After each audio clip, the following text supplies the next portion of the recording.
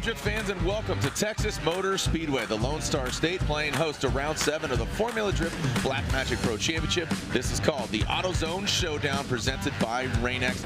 I am Jared Deanna. Joining me once again is Ryan Sage. Ryan, we're here at Texas Motor Speedway, and we are nearing 2018 champion. Are we going to see it really defined here, or is somebody going to break away, or is it going to come down to Irwindale? But first of all, how you doing? Doing great, and looking forward to an incredible weekend of competition here at Texas Motor Speedway. Not only do we have Pro 2 Top 16 tonight, but in front of us today we've got Pro qualifying going on. We know qualifying is so important. It kind of sets the stage for the event weekend. The weather's looking pretty good right now with a little bit of rain in the forecast, but it is Texas. Just wait a little bit, it'll get better. A little bit of westerly winds, which are blowing the smoke out pretty quickly, so I think it's going to be a great day of competition. Yeah, because the event eventually ends up under the lights at night, so that's another factor. Not only the track, not only the other competitors, but the lights and the smoke thickening and the smoke trail and the smoke signal. Let's backtrack to St. Louis, and notably Frederick Osbo. Let's take a look at his journey, as well as, is it the James Dean and Frederick Osbo show? I think it is. Osbo really was clutch last round with his victory in St. Louis. Came out and was able to put on a really strong performance. James Dean had a mechanical. It forced him out in competition early. It really brought those points chase together. Osbo, on the one side, started off the season very, very strong. Had that win in Long Beach, and then kind of had some mediocre performances for him throughout the middle part of the year, and then came back with that victory in St. Louis. Now, it should be noted that Frederick Osbo has out-qualified James Dean 31 points to 29 points, and that can play a role when the championship does get very tight. On the other hand, James Dean kind of had a slow start to the season and then really picked up momentum with the win in New Jersey and Seattle. So now we find ourselves after St. Louis here at Texas Motor Speedway, an event that James Dean has won before, and an event that Osbo has struggled at before. Yeah. So is the tide going to turn? Are we going to see a close matchup going into Irwindale, or is it going to be a blowout between Osbo and Dean after the winner of this round? Yeah, well, all great, valid points. It's a real contender for the championship, Dean and Osbo, but there are drivers that definitely want to make their presence felt and be the spoilers here at Texas Motor Speedway. But let's take a look at the overall standings. James Dean leads the pack, and like you just talked about, Ryan, 30-point disparity between those two drivers. Peter Visick, he won in Irwindale last year. Chris Forsberg sitting in fourth. He's had a lot of engine issues, but he seems strong here in his twin-turbo V6. Then Justin Pollock, and then rounding out the top 10, you got Matt Field, Christoph Blush, Ryan Turk, Odie Bakshis, and the OG Ken Gucci rounding out the top 10. Well, I'm going to step out. We're going to bring in one of our three judges, Ryan Lontaine. He can elaborate on what the judges are looking for here at Texas Motor Speedway.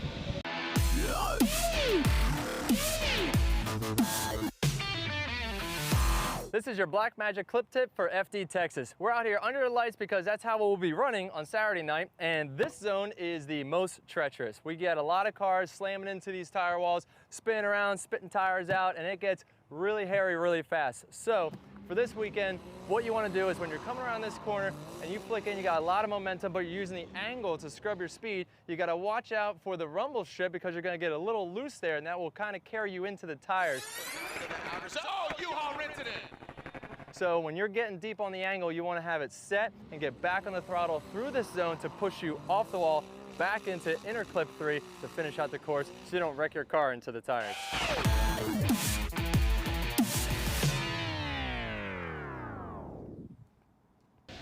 All right, and we're back here at the AutoZone Showdown presented by Rain-X with Judge Ryan Lantain, also the third member of our commentary team today here on qualifying.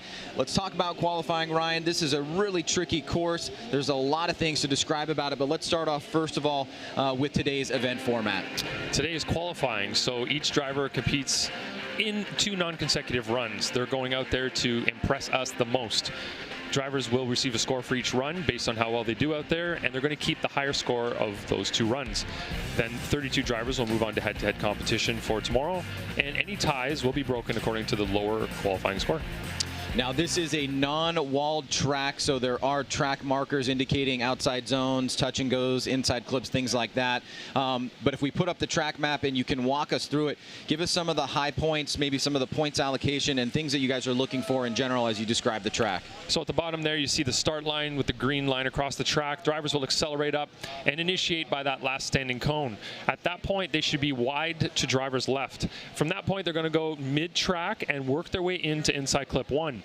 The right line through there will be kind of the racing style line that will get them a nice smooth arc through that corner all the way to outside zone 1. They wanted them to fully fill outside zone 1. We're telling them that the tire on the edge of the track is full points. If they get onto the rumble strip, that's just a little extra buffer there. Transition the car, get to the touch and go. There's no rumble strip there, so they need to get to the edge of the track as best as they can, and then stay at the same amount of angle through inside clip 2. We want them to stay on throttle there as well. There's no slowdown area there, so they need to stay on throttle through that. Rotate the car about midway through inside clip 2 to outside zone 2 area, and then use the angle to slow the car at that outside zone 2. Now, that is the trickiest area. It's a high commitment area that will be rewarded from the style judge, which is me in this round. And then we shorten the finish line to the area where the inside clip 3 is, so they want to finish with the same angle they had at outside zone 2 through to inside clip 3. And now getting into your area of judging this weekend, you've got 30 points for line and angle, making up 60% of your score. And as we move into style, give us an idea of what style is going to be judged on this weekend here at TMS. So style is divided into 2. We have fluidity and commitment. There were 20 points apiece. Fluidity deals with how the car rotates on its own axis. So as it transitions throughout the course like this, looking at commitment side, it's more the forward momentum of the vehicle, how well the drivers are maintaining momentum throughout the course and using that momentum to fill all of the zones and especially approach outside zone 2. Like I said, outside zone 2 is a big area for the commitment on this track, and drivers need to be on throttle as late as possible by in clip 2 to get themselves positioned properly for outside zone 2. Would you say a good way to judge at home with regards to style is that anywhere where you don't have a zone or an inside clip, that's where style is going to be looking at a lot? That's essentially it. The style judge looks at all the areas in between the clips and the zones to see how well the driver's setting themselves up, how they're using their momentum, and how they're getting the car to rotate to get ready for that next zone or clip. Now, finally, if a driver pushes too hard and you guys decide to give them an incomplete, which used to be known as a 0, so that'd be a 0 score, let's break down the incompletes for qualifying. The qualifying list is pretty quick: spinning out, opposite drift, and anything latchable opening. So that's hood, hatch, doors, or trunk. On top of that, of course, if somebody straightens to a significant degree through the track, that would be an incomplete. If there's a loss of drift for a long period of time, definitely going to be an incomplete as well. All right, well, thank you, Ryan. We appreciate it. We'll check in with you along the way as we get ready to go at the AutoZone Showdown presented by Rain-X, and we are here, round 7 of the Formula Drift Black Magic Pro Championship. Up next is qualifying.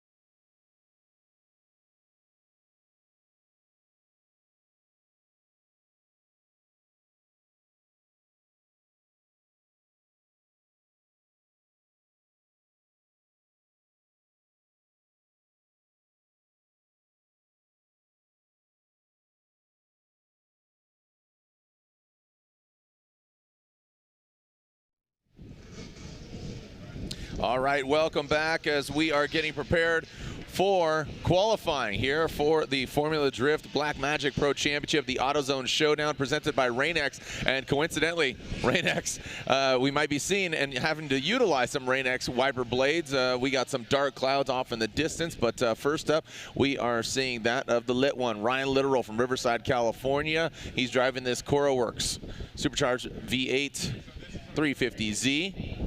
Gold leader, here we go. We are clear to send for our first official driver of qualifying. Again, Ryan Littoral, car number 909. All right, so we are prepared. Also, right behind him, you can see that Comp Cam's Cadillac ATS-V. That is Taylor Hull. He had an issue earlier, actually, where a knuckle came off and the wheel fell off. So now it's great to see him back up, ready to rip. All right, here we go. Ryan Littoral, our first turning and burning at round 7 of the Formula Drift Black Magic Pro Championship. Ryan Littoral, the gold nose tight to that first front clip, transitions in. Looks like he makes a correction there, approaching that touch and go. Now out to the outside zone and then into that front clip, just barely knocks it over. Tries to get and massage it out to the outside zone, just comes up a bit short. So some wobbling and some corrections throughout the track for Ryan Littoral, but looks like he does maintain it. We'll see if it's a scoreable run, as they're going to take a look at it again here, Ryan. Well, you can see initiating right at that last standing cone. We have those 3, 2, 1 cones, Jared, indicating the first place, the earliest place you can initiate, and the last place. And you see right there, Littoral pulls some angle out of the vehicle, a pretty dramatic amount of angle right there. You can also really tell with these vehicles on this course in particular when they're on and off throttle. And you know, we'll talk about the deceleration areas for the tandem competition, but the judges really do want to see you be on throttle as much as you possibly can through this course, which is a high-speed course through the center in particular. So we see that mistake from Littoral, and we'll see exactly how that is scored by the judges. And the judges have really masked out and mapped out the stripes on the track to really denote where, you know, both the hash marks on the front clips as well as the touch and go and that outside zone. 2 outside zones and 1 touch and go. The outside zones are denoted by the Black Magic Intense clipping points, because halfway through that power alley is a touch and go, so you'll hit it and quit it, not needing to drag your bumper along that section.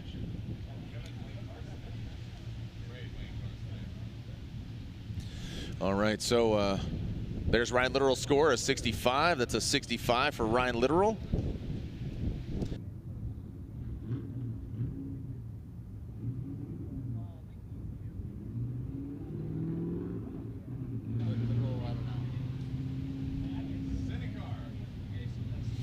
All right, somebody who's absent here this weekend, but always love seeing him drive, Cameron Moore. But right now, like I said earlier, Taylor Hull had an issue with his car. His front left wheel actually came off when he was doing some burnouts, but now it looks like he is back up and running, just coming off a most recent victory at the Holly LS Fest. So great to see him out here. It looks like he's really getting this ATS-V working. Bringing out to that outside zone. Oh, just almost gets it out there. And we've seen drivers go really deep in that outside zone, so deep that they actually hit the tire wall. So that definitely could bite back, Ryan. Really nice to see Taylor Hull out here after that tough event he had at St. Louis. You can see here he gets a pretty good initiation, back on throttle about 3/4 of the way through the turn, gets out to this first outside zone. Now in the touch and go area, the judges just want to see you fill that zone, or rather get your bumper into that area at one point at your discretion. It doesn't have to be treated as a zone. Hull wrapping around the final inside clip there, and he'll get a scored first pull, and that should be enough to make it into the top 32. All right, so yeah, in regards to that, Ryan, any driver that gets a score today during qualifying will advance on to head-to-head battle tomorrow. And if every driver gets a score, we'll have 31 drivers. That means the #1 qualifier will be receiving a bye run. So consider that a gift for some impressive driving. But again, that's if everybody gets a score. And that seems of particular importance given the championship matchup, meaning that if Osbo or Dean, guys that are known to qualify high, only one of them could potentially get it, or another driver could to knock them out, meaning both of them would have to do battle in the top 32, making their road that much harder. All right. Right now, Farouk Kouai, who has really just progressed throughout this season. He was absent in our previous round in St. Louis, but I saw on the internet that he has had quite a few runs and opportunities to test out this reckless racing BMW, and right now he throws it in. Very fluid. You can see a lot of smoke on with the car. That's a sign of a good time as he transitions out to that touch and go. Now there's the front clip, right on it. Well done by Farouk Kawai. First driver to get out to that outside zone, tightens it back up, and look at that, the reckless racing BMW, Farouk Kawai, very fluid by comparison to previous runs and competitions earlier this year. Pretty good start here for Farouk. You can see he initiates right at that last standing cone, gets on the throttle pretty early there, much earlier than Taylor, and you can see he had a kind of a wide midline sweeping down, just touches that rear wheel into that outside zone, then gets into that touch and go. Nice job on that inside clip, keeping the throttle control pretty good here. Off for a second right in that decel area, and then nice line through that final inside clip. So nice start there by Farouk Kawai. Next up, Austin Meeks, the committed service brand Achilles Radial S14.5 Galp oil, as warms it up from South Carolina. And there's Farouk's score, a 74. A 74 for Farouk.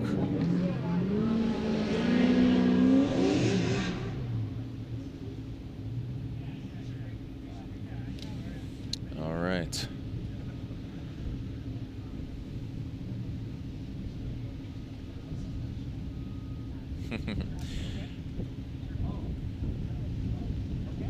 All right, so here comes Austin Meeks from South Carolina. If you haven't seen him and his family have a zoo basically at their house that they utilize the animals for different movies and stuff. So I need to make my way out there. And also our hearts and prayers are with those being devastated by Hurricane Florence there. So batten down the hatches and make sure you find safety as that hurricane hitting the East Coast right now. Here we go. Austin Meeks into that first front clip, but quite a bit of distance off here. Really flying through the course. Like the speed that he's creating. He's going to need it coming into this final outside clipping zone. And boom, fills that whole thing. You see a little quick correction in the bobble, but then just nicks that Black Magic intense clipping point. Right. Let's take a look at Meeks here. Initiates. Midline, goes a bit wide here, pushes a little bit too far, but does reach out to that outside zone, drops the tire now to the touch and go. You can see that box really clearly, able to see where he goes into that touch and go. Gets about 3/4 of the way through that outside zone, and then finishes up right there on that inside clip. All right, so look at that. You see right there, really filled it well. You saw coming and exiting out, just a quick bobble, maybe to just readjust and realign. I believe if he didn't make that mistake and took a little angle out of it, he definitely would have center punched that clip. It would have been just a little more of a point deduction, but overall he keeps it between the lines and keeps it on the asphalt. 76 for Austin Meeks, 76 for Mr. Meeks. Federico Sharifo, Fiorella in the 599 GTB. Twin supercharged 12-cylinder hot rod that is the Ferrari. He's on Netto tires. And he comes to us, of course, from Milan, Italy. All right, this Triple F drifting department. And Federico, just a long storied history of driving and instructing in Japan at Ebisu, and just a lot of seat time for him. Bringing probably one of the most exotic vehicles to the Formula Drift paddock and to the track.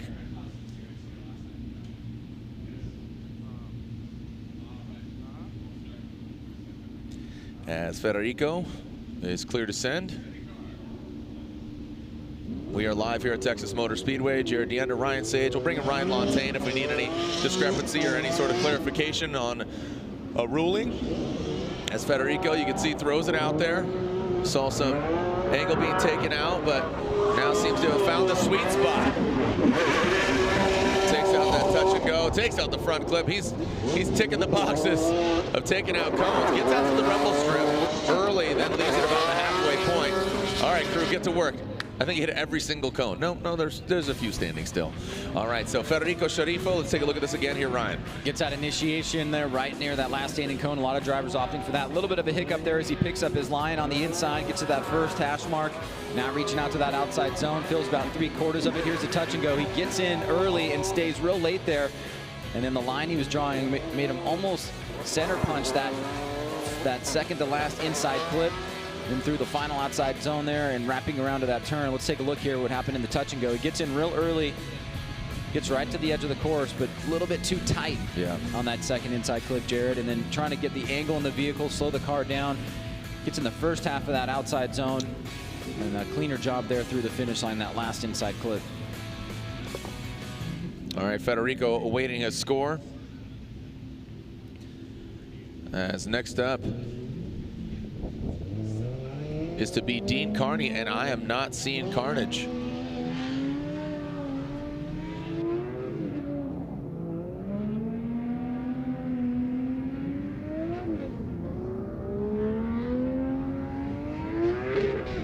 All right, so next up was to be Dean Carnage Carney, coming to us from Ireland at Oracle Lighting Dodge Viper on Achilles tires, but his car is up in the air. So Dean Carney will forego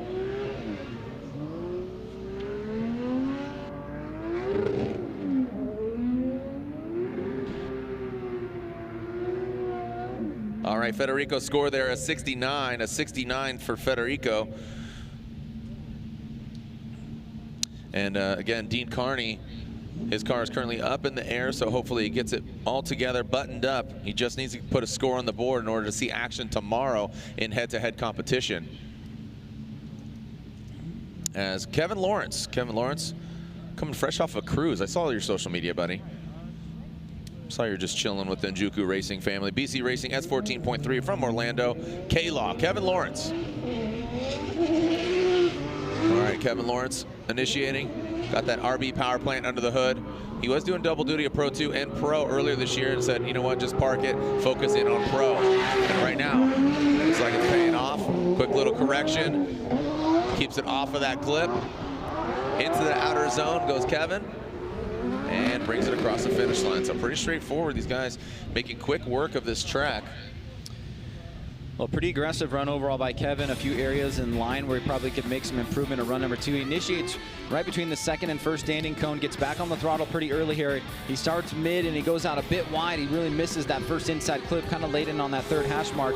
Just getting that rear wheel into that outside zone. He does miss the touch and go area, the opening line of that box. And then a little bit deeper into that last outside zone he could have been. Here's coming through that first inside clip. You can see right there just rubbing up on the outside line of that outside zone.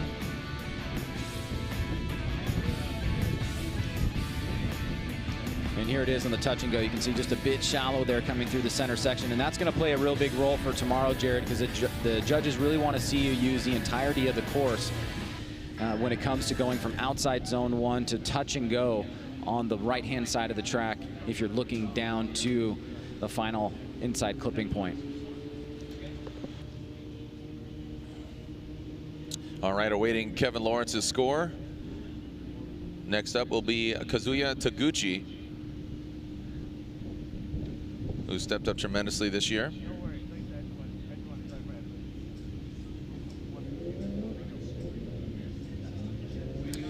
All right, so Kazuya Taguchi.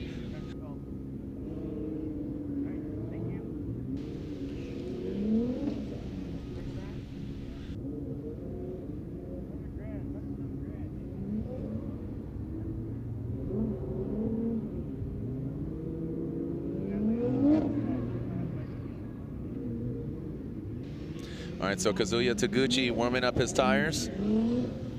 See Kyle Mohan waiting. Got Dirk Stratton up there, Dan Burkett. Dirk Stratton, one of the FD rookies alongside that of Matt Van Kirk, as well as Kazuya Taguchi.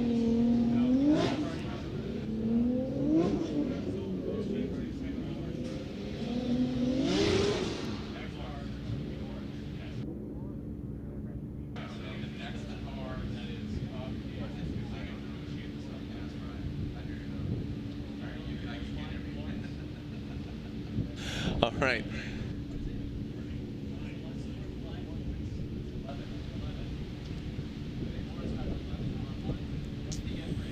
And Kazuya and his Achilles tires are warmed up as he waits on the line. Achilles Up Garage Top 1 Oil GTR.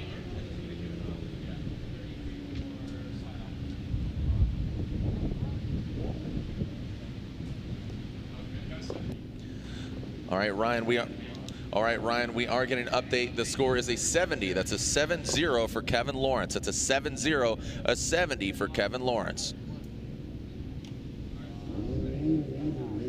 All right, Kazuya Taguchi.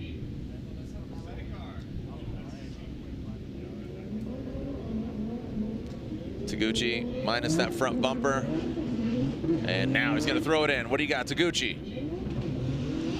Starts on that outside. There's 3, 2, 1 initiation cones. He does just that.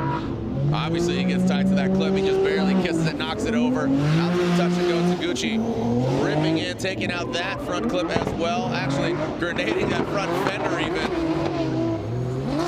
And around that final front clip. All right, these guys in the power alley having to do a lot of work.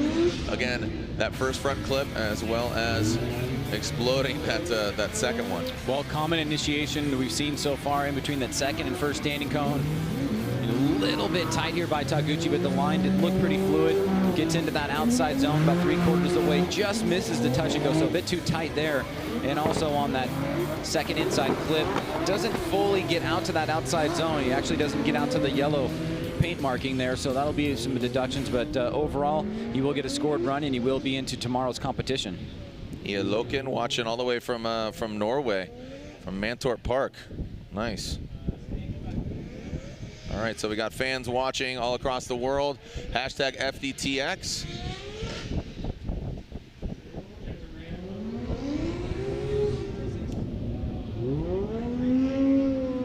That's Kyle Mohan. All right, so that is a 68. That's a 68 for Kazuya Taguchi. 6'8" for Kazuya Taguchi as Kyle Mohan. American Ethanol. Mazda Tricks Top 1 Oil. MX-5.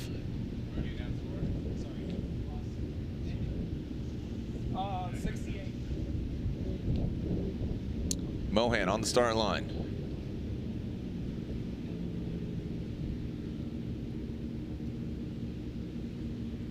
From Long Beach, California, the lone rotary in competition. Been competing since Irwindale 2004. Long-standing competitor. Love to see him step it up and get on the box here in Texas. All right, firing off into the first front clip, about the second, 1.5 hash mark. Nice job. Into the touch and go. Attitude of the car, a little lift in there. You can see that thing squat down, grab some grip. Oh, big correction there as he entered into that last outer zone and crosses the finish line cleanly. But Ryan, not too shabby from Mr. Mohan. The first half of that run looked really solid from Kyle. There was nice fluidity. He was really committed on that set between the second and that first standing cone. He gets back on the throttle pretty early here. See, he's on that kind of a midline, then he comes down right on that first inside hash mark, and even on the second, the first outside zone, he gets through pretty much the majority of it. But here he comes up a little bit late into that touch and go, but that's okay. But right there, he loses a little bit of angle on that first inside clip, and then right there on that outside zone, he has to pull out a little bit. He got into that zone a bit too early, and he had to make some adjustments there. But the first half, here it is right here. You can see he's a little bit squeamish coming into that first inside clip because of the line that he was drawing from that outside touch and go. And then there, should have had a bit more angle and fluidity going into that outside zone. But I thought the first half of the course was run really well by Kyle Mohan. Yeah, I liked what Mohan was throwing down. And awaiting Mohan's score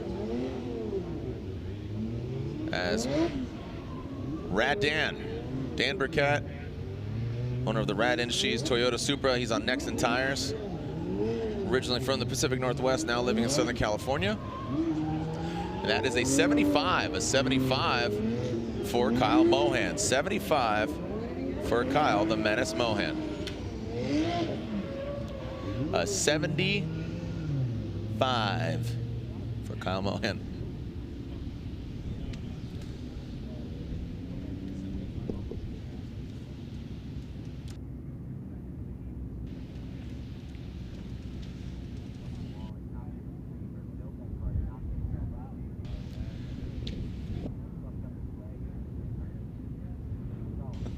All right, so Rad Dan Burkett here on the start line. Let's see what Burkett has. You can see we have our Fast Orange Pro qualifying leaderboard. Radical Daniel, the mulleted one. Gonna throw down a Supra. And here comes Dan Burkett. See those 3, 2, 1 cones. He initiates definitely before that number 1 cone. Minimal corrections from him, if at all any. How's the touch and go, a little disruption, flirting with the dirt. Dirk McGirt now getting out to the rumble strip. Dan Burkett, really solid run. Oh, just there at the end, looks like he made a small correction. Yeah, you could hear that starting to manifest itself, leaving that outside zone, but very early initiation from Rad Dan there. Gets back on throttle early as well. Big smoke line being drawn. He's on that second hash mark. Decent line so far. Fills that first outside zone really well. Then gets out to the touch and go. Pushes really wide here, and he has to just kind of shoot down to try to make his way into that inside clip. Makes it look pretty good, but right here the car starts sputtering, and then he's going to lose a bit of angle before the finish line. Doesn't finish completely strong, so I think that area in particular is going to hurt him the most, but he certainly had some high marks through the first half of the course, and we'll see where that slots him in. The high score of the afternoon so far, Jared, is a 76 by Austin Meeks.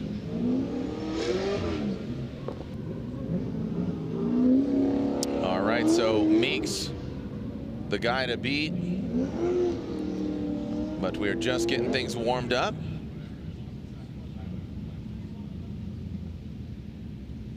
And there's Dan Burkett with a 78. 78, so he does just that. We were just talking about it, and he delivers. So a 78 there for Dan Burkett. Right before Burkett, we were to see Alex Hilbrun.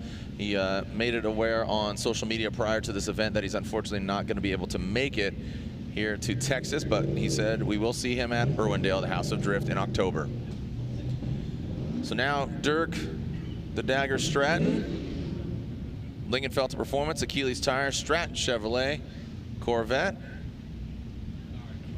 Coming to us from Ohio, again, a contender for Rookie of the Year. It's currently being led by Matt Van Kirk, which he has just a few spots ahead of him, actually. He's 3 spots ahead of Dirk Stratton. And here comes Stratton. And Dirk Stratton tight to that first front clip. Now into that touch and go. There's the second front clip. Now bring it into that final. Whoa, working all the way out, filling that thing with half of his Corvette. Ryan, a really good run there for Stratton. Looks like he is a man possessed. Yeah, he's been really impressive this year. He's had some results that haven't spoken to his competitive prowess, but right here he's really laying it all on the line. Great job getting into that first inside clip. First outside zone, he could have filled a little bit further. Watch this as he pushes real deep here, uses the angle of the car to keep or to slow his momentum down, and just brought you to that point where you thought for a second, is he going to go into the wall? No, he uses big angle there, then he gets back on the throttle, drives through that outside zone. Made that look real pretty there, so nice job by Stratton. And then perfect on that final inside clip.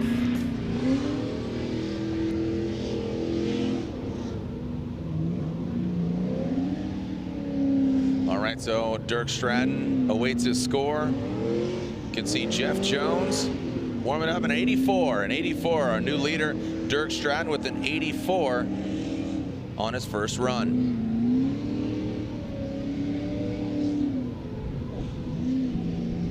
All right, so Dirk leads the pack. Very respectable score there from the Dagger Dirk Stratton. And right now, Jeff Jones, the Doc Falcon Tire Nissan 370Z.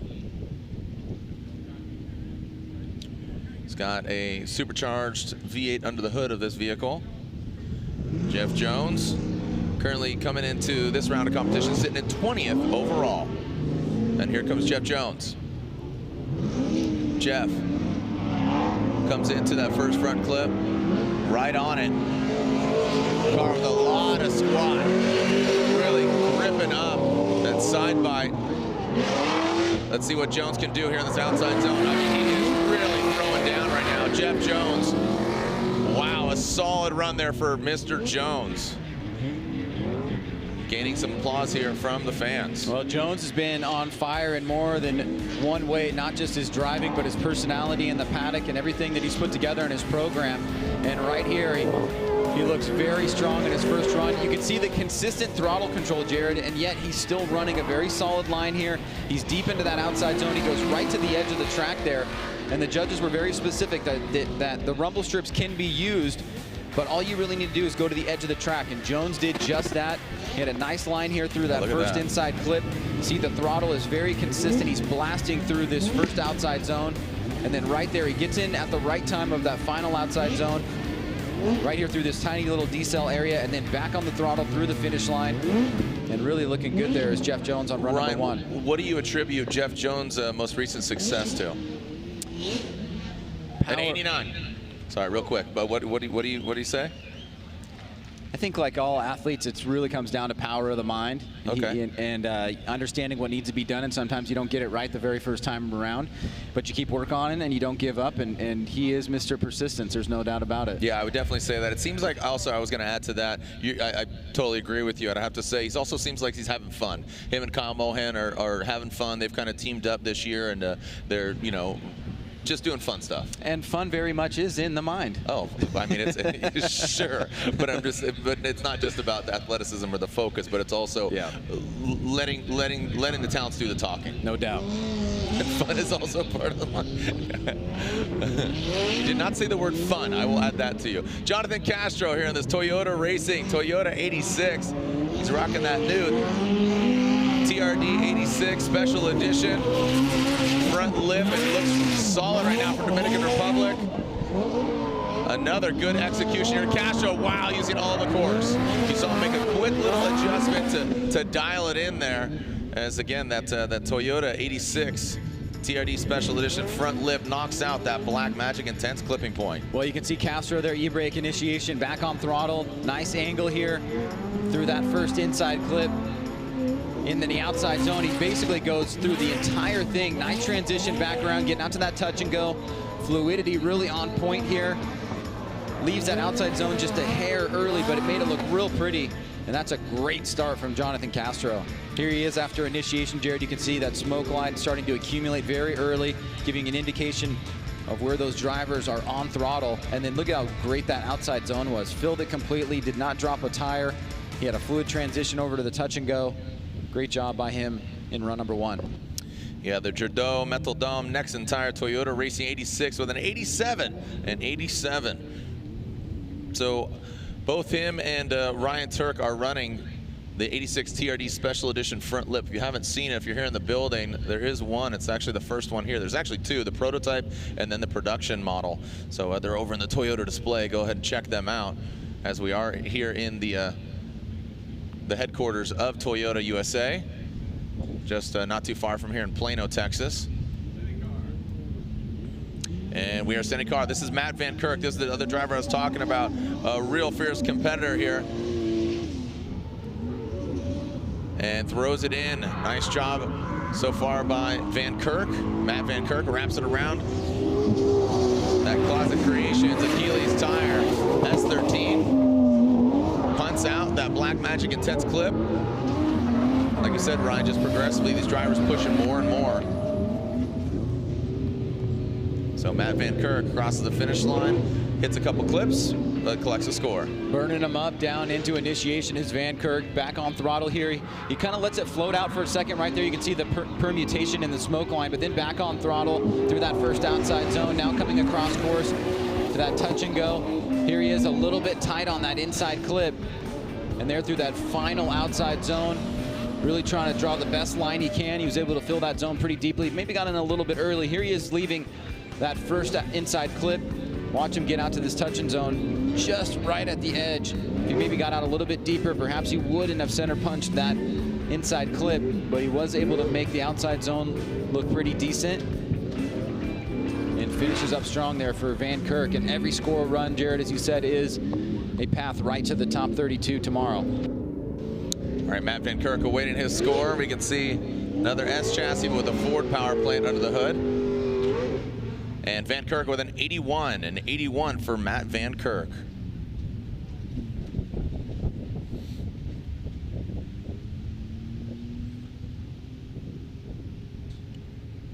All right, Matt Kaufman here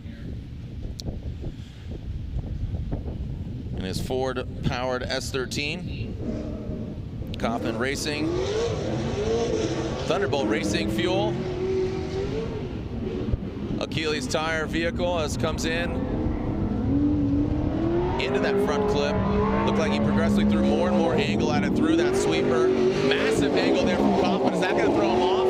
Ooh, like I said, he scrubbed a lot of speed there, Ryan, and that definitely threw him off. When he went to that touch and go, you could see immediately just you're going to scrub a lot of speed when you throw that much angle at it, and it threw him off going into that second front clip. Well, he was blasting out of the start gate. Got back on the throttle pretty early. You can see a lot of drivers are opting to now they really get on the throttle here and slam through that outside zone. Big angle back around, and he comes up pretty tight on this inside clip. Sounds like he was trying to find a gear there for a second, and then he transitioned too early and was not able to fill that final outside zone. Here he is coming through the first inside clip. He's really massively on the throttle now. And as he transitions to this touch and go area, he puts a lot of angle in the car. And then the line that he picks up is a bit too tight through that second inside clip, and then the transition too early to the final outside zone. So he has to pull out of it, and he will receive an incomplete for run number 1. Yeah, it's a real bummer there for Kaufman, a very talented driver. I always say it about him, when he is on, he just seems just kind of out-of-body experience for him, just as far as his talent and when it's firing for him. And there it is official, Matt Kaufman, Achilles tire, Ford power plant, Thunderbolt Racing fuel S13. Right now, Michael Essa, former champ, Essa Autosports Achilles tire, BMW M3 on the start line, ready to get after it. And there we go, send it, fellas. And here comes Essa, initiates, just about rolling into that one cone. You can see some shimming into that first front clip. Now into the power alley. Another big angle driver, but throws him off a bit into that third hash mark, but really filling all of that outside zone and brings it across the finish line. Kind of uncharacteristic of Mike. It seemed like you know, when he initiated, you saw some kind of wavering from him. Let's take a look here, Jared. Gets that initiation. Kind of slow to get back on the throttle all the way. You don't really see a big smoke line till there. He makes a little bit of a mistake in his fluidity. Does fill that first outside zone. Now back around right at the edge, but pushes a little bit too hard through that touch and go area and misses that second inside clip. He's able to drive back online through that final inside clip and close it up there, but he definitely will receive some deductions in those areas, but it'll be scored and he'll be into the top 32, and he can use that to build on run number 2, as they'll have one more shot at it. Very fast vehicle, and I don't know if you noticed it, Ryan, but a lot of smoke kicking off his car. A 77 puts him into 6th position.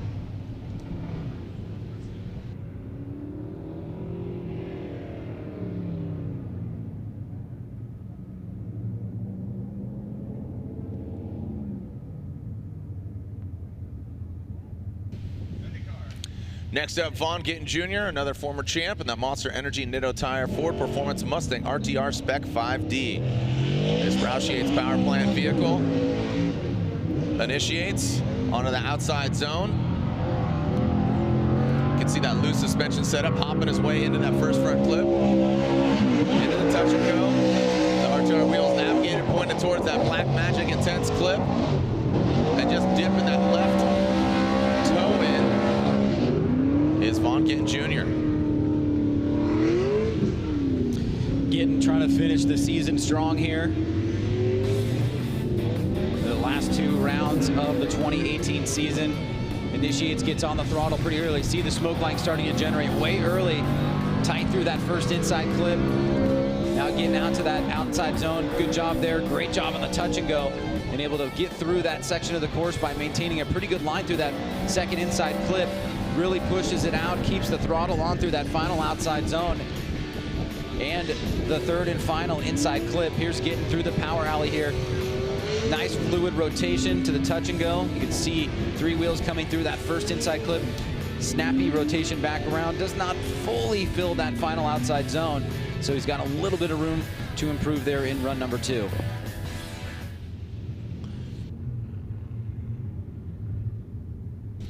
All right, so awaiting Vaughn Gittin Jr.'s score. And coincidentally, his teammate is a couple runs away. A 91 for Vaughn Gittin Jr., our new leader. After about a quarter away, just over a quarter way through qualifying. I say a quarter way because everybody still has another run that have gone, and obviously those that haven't had their first run still got 2. Next up, Alec Honadell. This Rain-X Black Magic AutoZone S14, change the livery every time. Hopefully we won't have to use those Rain-X wiper blades as Alec Honadell, that supercharged V8 S14. You can hear that whining because he's punishing that throttle. Man, he is absolutely pinned it to win it. Comes into that outside zone. Almost flirts with disaster on that tire wall. Alec Honadell says, move, get out the way. To that final clipping point, Honadell digging deep. Give that dude a shovel. So Alec Honadell really raising eyebrows here in the judging tower. And a very aggressive run as he comes through that first inside clip.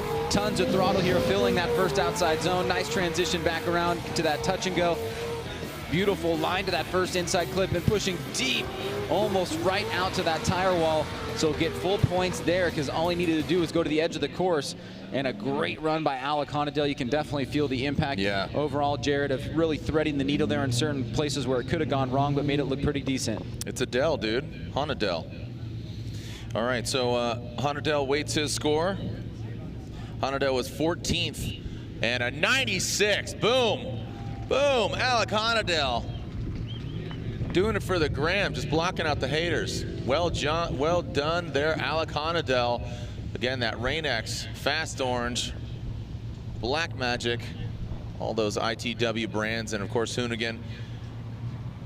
Way to be Alec Honadell. So this 2-car Mustang RTR team, there's another Mustang that's in the pits and in the paddock and on the grid. That is JTP, but these are the RTR vehicles ready to rock.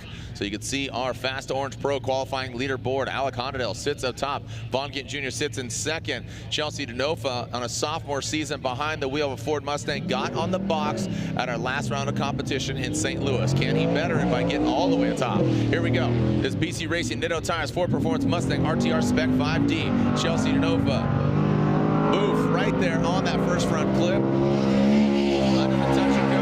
You see that's the outer zone. Now the touch and go. And that front clip, you can see him bouncing his way. Whoa, buddy.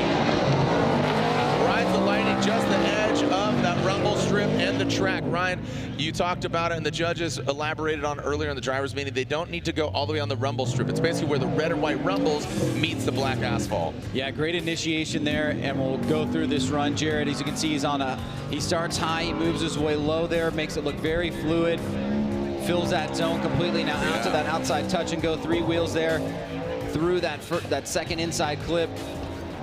Great job there through that final outside zone. Beautiful run by Chelsea Denofa. Here it is going to that touch and go.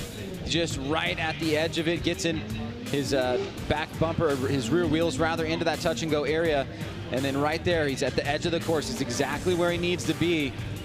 And I mean, we're splitting hairs here. We're splitting hairs here. If we just saw a 96 from Honadell, where does this land? Do you think that betters it? It's right there. There's no, I mean, it's right there.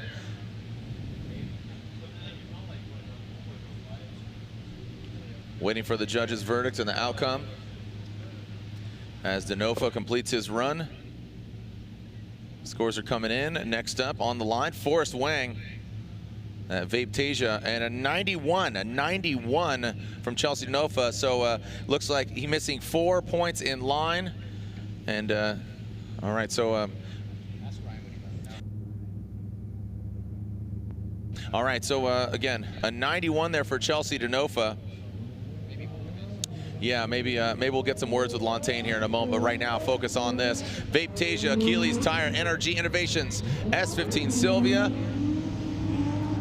Forrest Wang throws it in really tight to that front clip. You can see it just waving in the wind there as he blows by that signature green nose, taking out that last cone of the touch and go. Looks like he is emulating a very similar line to Chelsea Denofa. Man, even just a little tighter around that final clip. A solid run there for the V8, that 2JZ powered S15 Sylvia. Moving up the rankings here, starting to see some runs that are really high quality. You got that 96 from Honadel, Denofa with a 91, Gittin as well, and now Wang. Little bit of movement there in the back wheels, but this line just beautiful. Right out to the edge of the course there, through that second inside clip, and right out there to that outside zone, through the finish line there, Forrest Wang.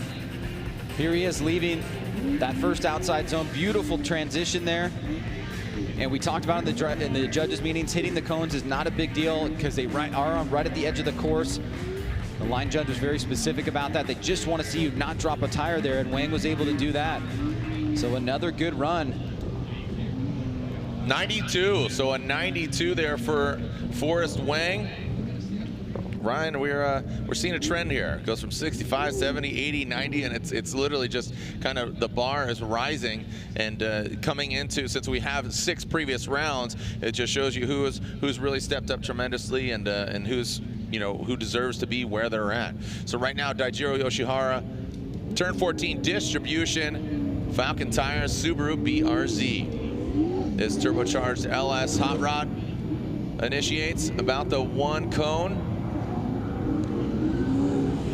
Very composed. Looks like the car's stuck to the ground. Just dips the tire off. Just really going for it. As Daijiro Yoshihara using all of the force from that outside zone. Like I said, he dipped that back left tire. Oh, and look at that. It goes off course, overcooks it, but that was after the finish line. That will not be reflected in his score. Initiating right there between the 2 and 1. Last standing cone. Dai back on throttle pretty early. Drawing that line through that first inside clip. This is where you're gonna just drop the tire for a second, pick it back up, touch and go. Pretty good job there. Goes a little bit long, but he's able to make it back around to that inside clip. Managing the throttle control here, gets a little bit of e-brake now through the finish line. Is Daijiro Yoshihara there? He did have control of the vehicle across the finish line, so no harm, no foul there. Then you've seen the 96 and 2 91s and a 92. So you're starting to see where the judges are slotting in some of these heavier runs. Where is that going to put Dai into the mix of that? Dai Yoshihara waiting to score, and it's a 90. That's a 9-0 for Daijiro Yoshihara. You can see it 25, 28, 37. Again, 30 points allocated in line, 30 points in angle, and 40 in style.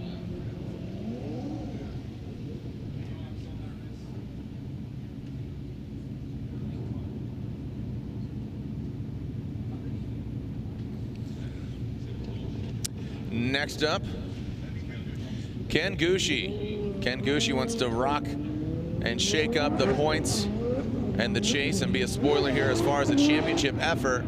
Ken is not in contention, but of course he wants to get on top of the box right here in Toyota's backyard. Ken Gushi out of that outside clipping zone, touch and go. Just barely nicking and knocking over that front clip.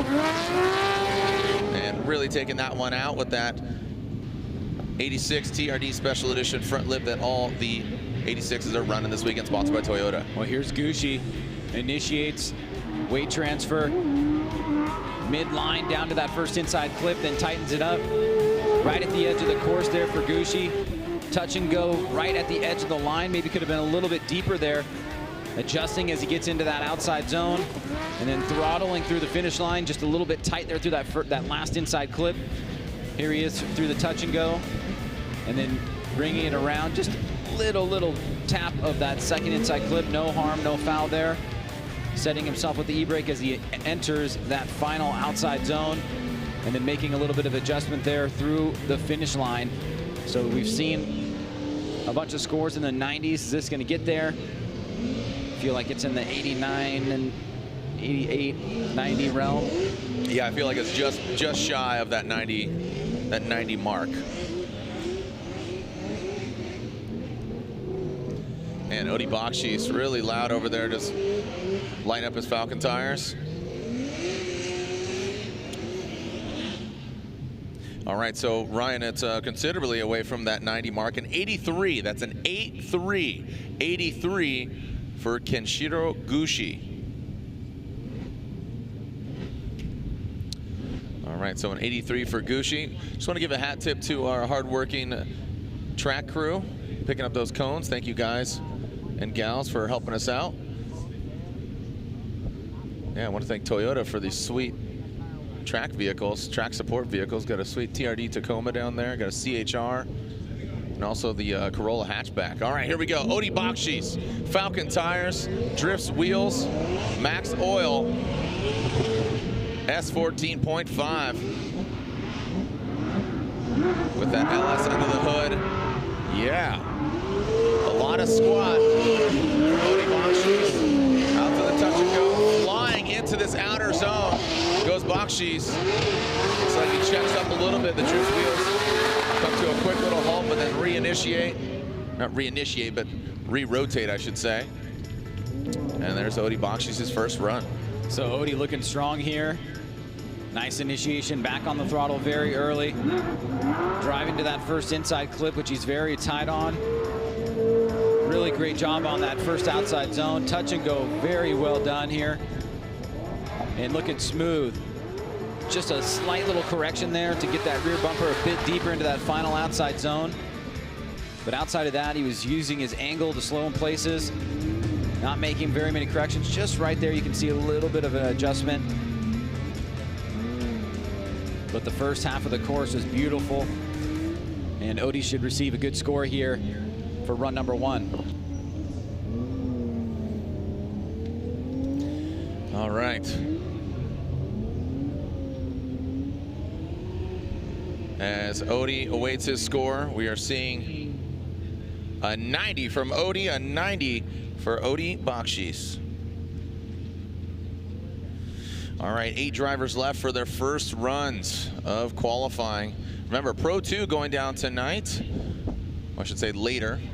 The Link Engine Management Pro 2 Championship. This is round 3 of 4, the final round at Irwindale, the House of Drift. If you haven't bought your tickets, buy them now. It's going to be a barn burner. Who's going to come out on top? Right now, Ryan Turk wants to. In this gum out Toyota Racing Toyota 86. He's on Nexen tires. Very fluid. You can hear that just exhaust note, which isn't a criteria, but it's just a sign of a very fluid run.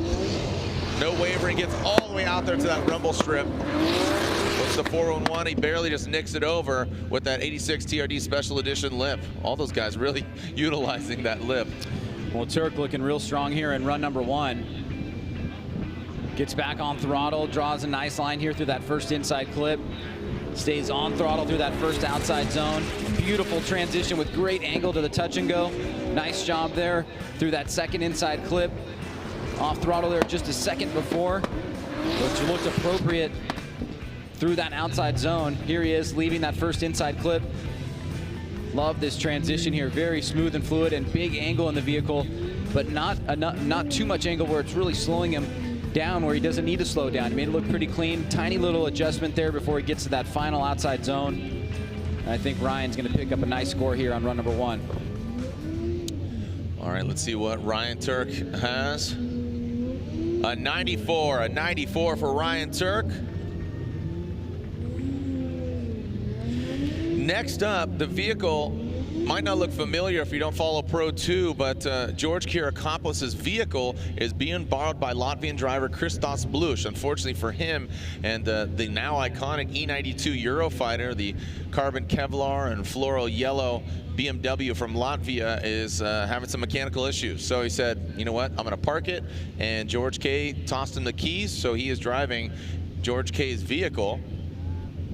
That is this Link Engine Management 370Z. Let's see how Christophs handles this borrowed hot rod.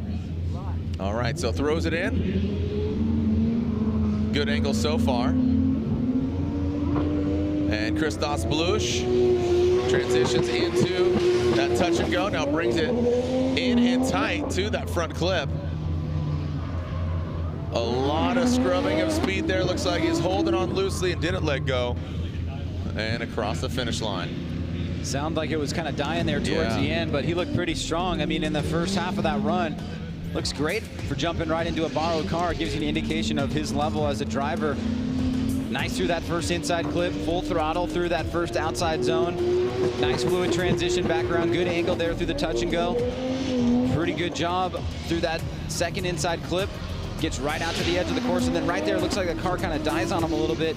He makes an adjustment, keeps angle in the front wheels. He will get a score, but he's going to lose some points in that particular area of the course.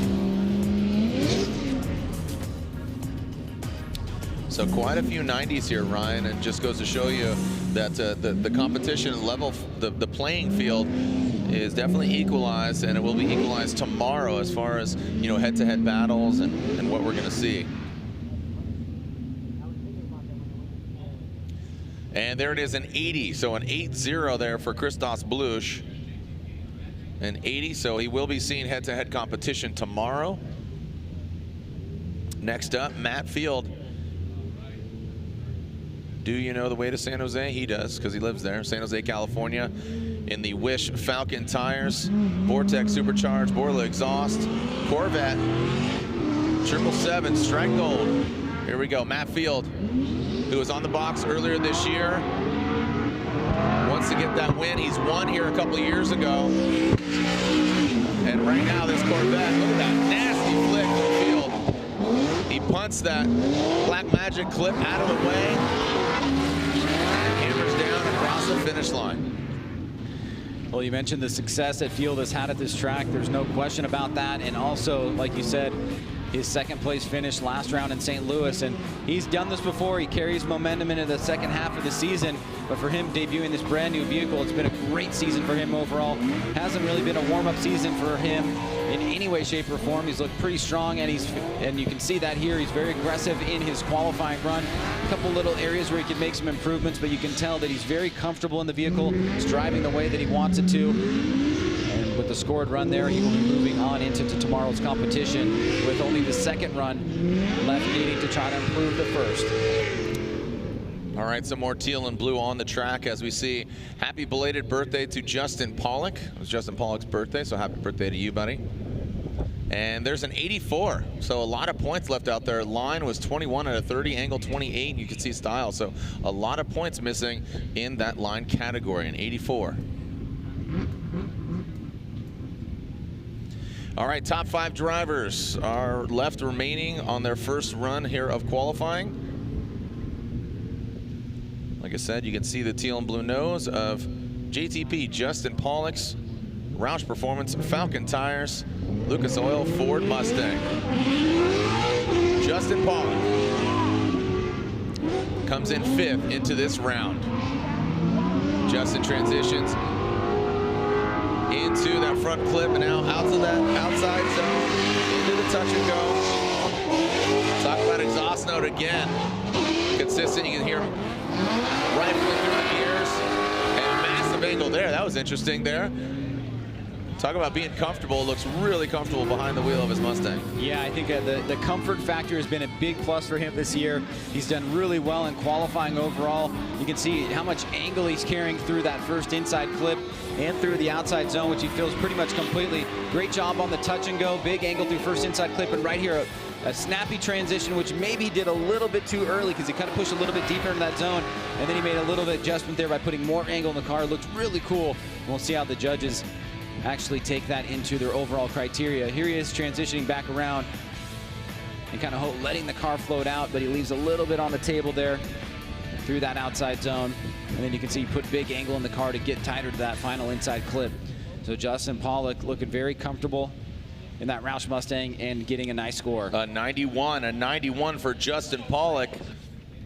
A 91 for that Roush Performance Falcon tire driver. Running some of that BC, Brian Crowder. Goodies. How we doing, Brian? Next up, 3-time Formula Trip champion, NOS Energy Drink, 370Z on Nexen tires. Chris, the Force Forsberg. Chris Forsberg changing his engine setup from previous years of that V8 to now the twin turbo VQ engine setup. Hitting that first front clip, or not hitting it, but hitting that first hash mark. Out to the touch and go. Now approaching massive angle into that outside zone. Flicked it in there and around that final front clip. All right, so let's take a look at this again here, Ryan. Chris Forsberg having a solid year here and trying to continue that momentum. He also has had some success at this course. Last year against Dean, getting second place. Coming out of that zone a bit early there. Right on the edge of the touch and go. Nice transition back around, and then right at the edge of the course there for Chris. A little bit of a tight line that he has to make an adjustment on. Here he is on initiation. The line that he's drawing through that first turn into that inside clip. Coming out of that first outside zone a bit early here.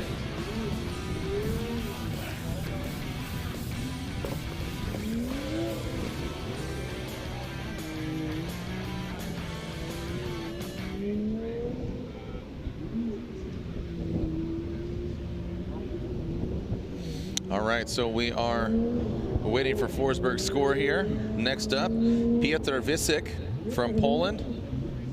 And there's a score in 88. An 88 for Chris Forsberg in that NOS energy drink. Nissan 370Z.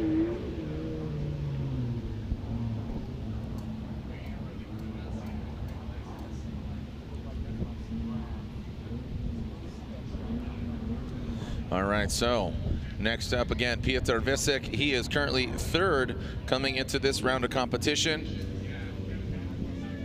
Let's see how the Polish driver, in his second season of the Formula Drift Championship, does here in Texas. He has a previous round, or just a previous competition that he's been competing here at.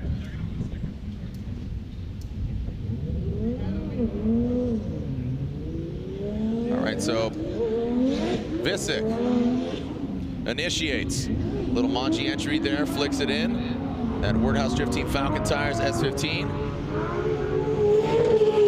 Very fluid. Not as snappy as some of the other guys, but likes what he's doing. Hits and takes out that front clip and brings it around the final and the finish line. Ryan, just very clean. Seemed very tidy and really fluid. Yeah, and it's been a story for him throughout the season. This year is just how well he's been drifting in competition.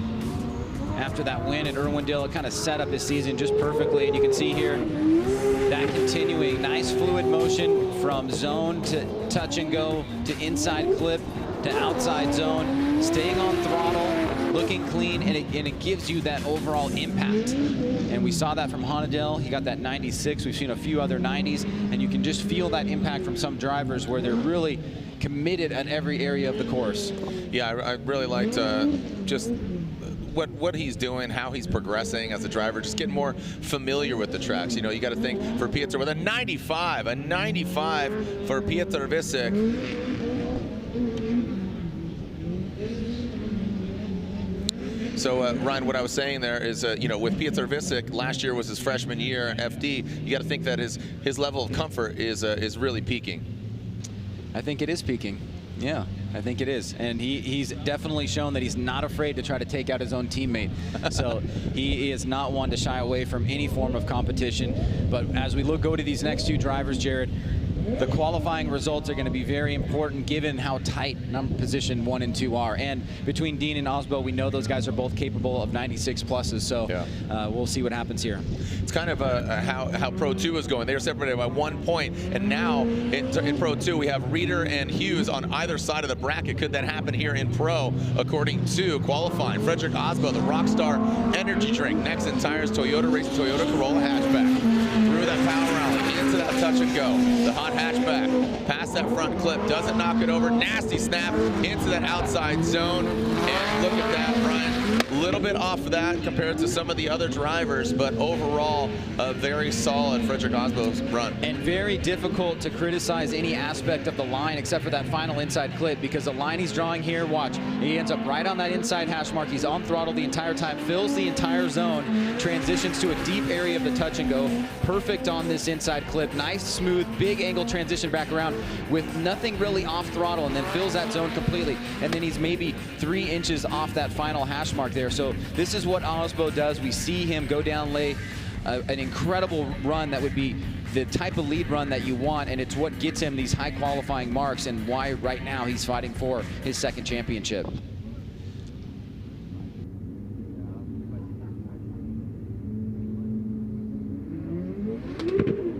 95, a 95 puts him into that number 2 spot. A 95 for Frederick Osbo. So we're seeing just saw a 95 from Pieter. We're seeing 94s, 92s. And again, just throughout, it's great to see every driver except Dean Carney. And now, James Dean. You have to assume James Dean is going to put down a run. He is on the start line. He is ready to rip. But right now, if James puts down a score, we'll have 30 drivers. The only driver without a score that would not see head-to-head competition, and hopefully he will be putting it together, is Dean Carnage Carney in that Oracle Lighting Dodge Viper. Oh, yeah, you're right. And thank you for correcting me. Matt Kaufman as well. So unfortunate for Kaufman. Here we go. James Dean, that Wordhouse Drift Team Falcon Tires S15 Sylvia. Really tight. Taking a little bit of angle out of the vehicle. Minimal corrections from the machine. James Dean doesn't get as deep as some of the other drivers and just knocks over that final front clip, Ryan. Yeah, Dean, like Osbo, they're so good. It's noticeable when they make little tiny errors, but they're still going to receive a big score. Watch how close Dean is here to this first inside clip. Perfect there. Nice fluid line. You made that little tiny adjustment that you mentioned there, Jared. Nice transition. Great job on that 2nd inside clip. Snappy transition back, but not all the way out to that outside zone. And so for him, these tiny imperfections are what move you away from that 100-point run, but it's going to certainly give him a score that's competitive and will be up there for sure. We'll see what the judges think and where they pulled points away and gave him deductions. All right, so win a free MagnaFlow exhaust. Text MF Drift to 555-888. Again, win a free MagnaFlow exhaust. Text MF Drift to 555-888. Why not? You got a little bit of time here before we see James Dean's results, so you can win a MagnaFlow exhaust. So Ryan, thank you for correcting me, as you said. And then also download the app. If you haven't downloaded the app, a bunch of free giveaways. We got exclusive games and contents, video features. You can buy your tickets, especially for Irwindale, the final round, and live scoring alerts and stats. So a bunch of things and perks for downloading the app and joining the Formula Drift application. All right, so James Dean's score coming in here, a 97 from James Dean. A 97, he is our new qualifying leader. So James Dean with a 97. So look at that, perfect angle. 1 point missing in style and 2 points missing in line. All right, so when we come back, the second runs don't go anywhere, just a few moments, as we will be back with the second run of qualifying here at the AutoZone Showdown presented by Rain-X. This is round 7 of the Formula Drift Black Magic Pro Championship.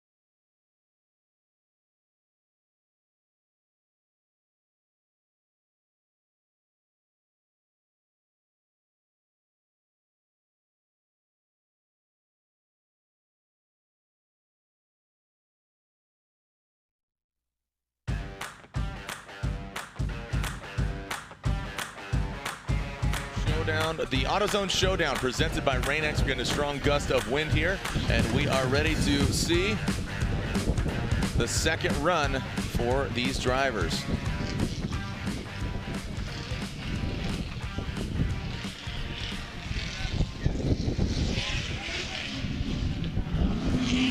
All right, so first up, we are seeing Ryan Littoral. Ryan Littoral did have a score on the board. He had a 65 on his first run. He definitely wants to better that. I know he had drive shaft issues yesterday. A coupler broke, so pretty interesting turn of events for him yesterday. So glad to see him back out here. Like I said, if you can't hear the wind noise in our microphones, just to let you know, you can see how quickly the smoke is dissipating because it's blowing it out. All right, so if you haven't already, text FDDRIFZ to enter to win a free set of Drifts wheels. Again, text FD Drifts DRIFZ and enter to win a free set of Drifts wheels as run by the number 723 Falcon Tire Max Oil vehicle of Odie Bakshi's. All right. So there is our Fast Orange Pro qualifying leaderboard. We'll see if that changes, and I have to assume it most definitely will. James Dean, our current points leader, takes the #1 spot. Hanadale right behind him. Look at that. Osbo with a 95, Visick with a 95, Turk with a 94. So should be pretty interesting here as all these drivers getting a little more comfortable here on their second run.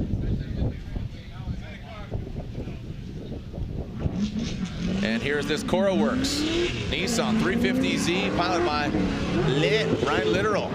Let's get it lit. All right, through that sweeper, approaching the first front clip, right on about the first hash mark. Out to that outside clipping zone. Area, explodes that cone. Past that, really tight. Ryan Littoral seems like he's just a lot more comfortable. He is throwing caution to the wind, literally. Well done, Ryan Littoral. Stepping it up tremendously from his first run. Confidence is definitely on his side. Again, a 65 on his first run. He most definitely wants to beat that. I have to assume this is going to be better than his first run. Out to that outside clip zone, fills all that. Here's the touch and go. You see him taking out that cone, just barely navigating. You saw him make a quick little adjustment to wrap it around that second front clip, and as close as you possibly can be without hitting that final Black Magic Intense clip. All right, Ryan Littoral awaits his score.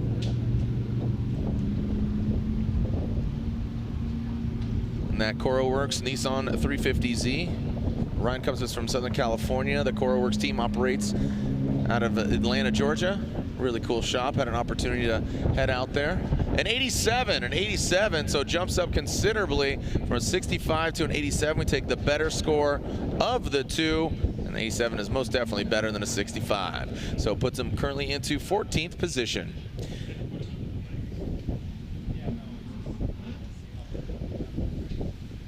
All right, next up, Taylor Hull. Taylor Hull had a 75 on his first run.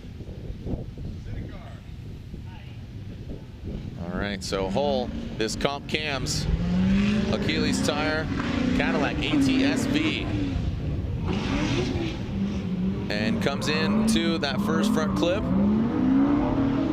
The car just progressing more and more each round, as Ryan was saying earlier, just had kind of a, not a devastating, but just a bummer weekend in St. Louis, but right now really stepping it up. Rides just the edge of the course and can't even see the car, so much smoke just standing on that go fast pedal. As now we're gonna switch it, or gonna take a look.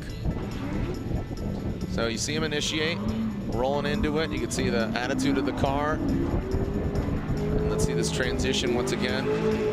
Fluid from him. Doesn't get all the way out to touch and go. So he foregoes that touch and go to gain some more momentum, or hold on to that momentum, I should say.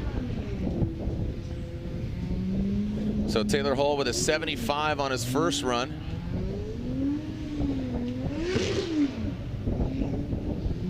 And he waits his second score, his second run score, as Farouk Kawai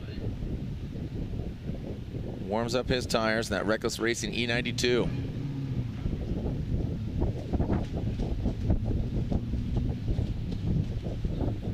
So a lot of wind being kicked up, and a 79 there for Taylor Hull.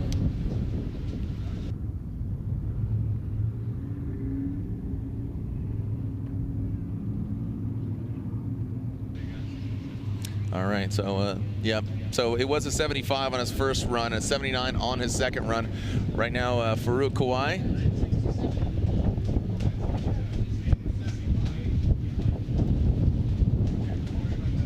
All right, Farouk on the start line.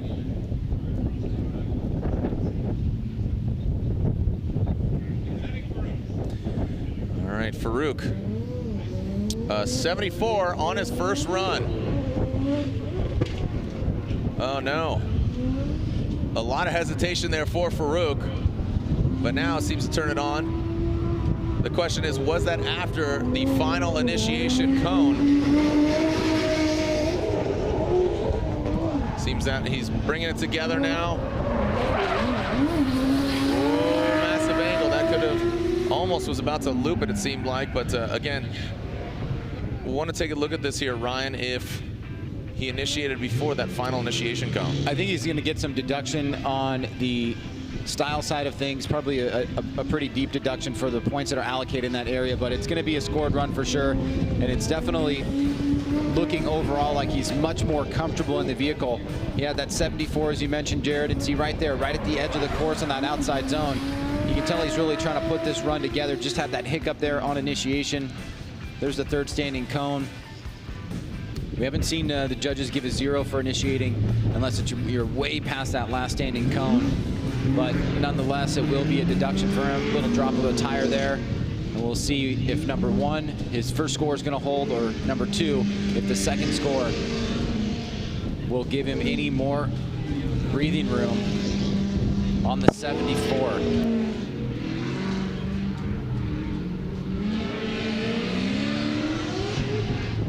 All right, Farouk Kawai with a 77 on his second run, puts him into 23rd position. Again, Farouk Kawai with a 77 on his second run. So really happy for Farouk and just progressing throughout the year, just strapping that car together, working with Reckless Racing, and now, like I said, from South Carolina. Our thoughts and prayers are with you over there on the East Coast, North Carolina, South Carolina, Myrtle Beach. Just don't do anything dumb. Just be smart and batten down the hatches. Here we go. Austin Meeks, Achilles Tire, Galp, committed service brand. Whoa, a wide shot outside. Looks like definitely having some issues here. Fortunately, he does have a score on the board. Oh, buddy, flirting. I wanted to make sure he didn't go into the tire wall, as he does have a score. He will see head-to-head competition. We'll see if is that a scoreable run. Well, it's definitely a big mistake on line and also style, because he started going way off course before the inside clip, so he's going to get hit in multiple areas here. The first part, kind of a throwaway, does not get out to the touch and go. He had that 76 in that run number 1. So the first half of the course, not very well executed. Here's the initiation. You can see he's on throttle pretty early, but he makes some big adjustments that push him way off of the initial line and also the inside clip. Tried to make up for it, but was not able to get out to that touch and go. So we'll see how the judges score this run number 2. You know, for me, Ryan, this poses the question. We saw this in Pro 2 earlier. I know the judges talk about, is that a chaseable run? So that comes into play. A chaseable lead run? Yeah, a chaseable lead run. Not very chaseable. Yeah, that's. But I don't think it would be incomplete. we saw this in Pro 2 yesterday. Some of them were given out to, so you did see this as a score? This, I mean, that's a chaseable run? Well, he was on the track, so he never went off the track. He remained at angle. There's just going to receive a very low score, which doesn't really go anywhere anyway because it is going to be much lower than his first score. Right. So we were looking really at the attitude of the car. That could have been followed because somebody could have passed him. He was way wide at inside clip 1, and that would give a driver the opportunity to make that pass. Whereas straightening up or losing a lot of momentum online is something that can't really be followed. Okay. Yeah. Thank you for the clarification. All right, so James Dean, a 97, a Honda Del with that 96. You see Osbo, Visick, Turk. That not being shaken up just yet. Next up, Federico Sharifo. He had a 69 on his first run. All right, Federico Sharifo here in this Fiorella Ferrari and brings it on by. So far, so good for Federico. Not as much angle as I'd like to see from him, but wow, really getting tight to the tire wall. Going through the course quickly, but I'd like to see just a little more that impact. Let's take a look here at run number 2 from Federico Sharifo. Nice initiation. Drawing a pretty good line here. It is really, the wind is really picking up here, Jared. You can tell not only in the microphone sound, but here unwinding a little bit of angle. Doesn't really get out to that touch and go. You have to wonder if it's affecting the drivers at all. Really, really strong gusts of wind coming through here now. And then wrapping it up right there through that center section. That's where he's going to receive a few deductions for line and angle. And then through the finish line there, making him look much better. So awaiting the score for Federico Sharifo on run number 2. Man, what a bummer. You know, not for Federico, but we are hearing word that Dean Carnage Carney is a scratch. He will not be able to get his car to the line and run. So unfortunate for him and that Oracle Lighting Achilles Radial Dodge Viper. I know his team worked hard. I walked when I landed here on Wednesday. Went over to Arclight Fab, which is Aaron Kaufman's shop. They were working out of there. They were working on the car, putting a new clutch. Well, look at that. Federico Sharifo with a 79. Quickly giving that score a 79 for Federico Sharifo. But went over to again, Arclight Fab, and Dean and the Bridges Racing team and a couple other guys were over there working on his car, and obviously it did not pay off. So unfortunately, Dean Carnage Carney is a scratch in head-to-head competition tomorrow. Such a bummer for him, as again, that Viper, we've seen some great things from him. All right, this is Kevin Lawrence, Shinjuku Racing, S14.3, K-Law. Making clouds of his own as those dark clouds right behind the condos. And really tight to that front clip, but a big correction there. You saw him take a lot of angle out. You can see him scrubbing some speed there, not allowing him to get all the way out, throwing him off his line there. Ryan, that's just such a critical portion of the track. We haven't seen that but just a few times. But if you lose speed, you know, it's gonna hurt you. Yeah, no doubt about it, Jared. Now let's take a look here at Kevin Lawrence's second run. He'd like to get up in you know, the mid-70s if he can. You can see as he's coming through this first inside clip, trying to keep it tight there. Comes out of that zone a tiny bit early. Touch and go right at the edge. Could have had a little bit more angle through that second inside clip, but right there on that outside zone, not able to fill it. So Kevin Lawrence looking to do better than the 70. Was that enough? We will find out here as the scores are coming in. All right, scores are coming in here for Kevin Lawrence. Kevin Lawrence on his first run had a 70. That's a 7-0 for Kevin Lawrence.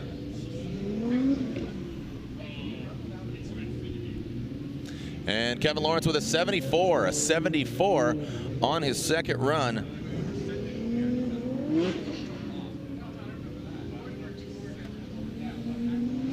Kazuya Taguchi, Achilles Tire Up Garage Top 1 Oil GTR. Coming us from Hokkaido, Japan.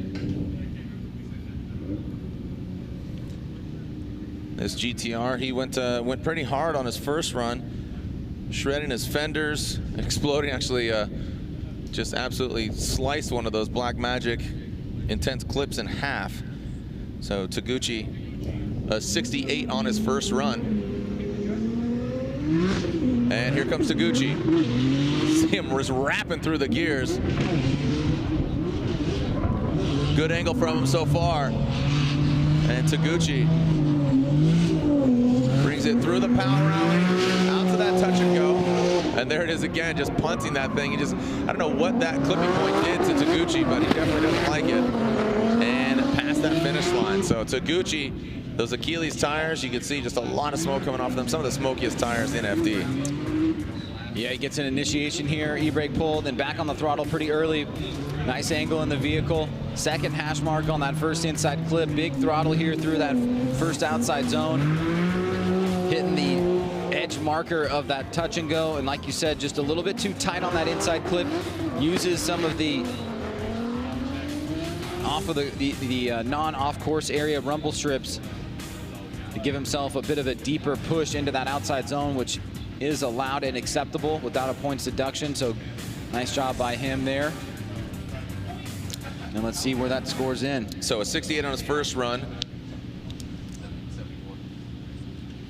And it's 86. So flip-flop the scores from a 68 to an 86 for Kazuya Taguchi.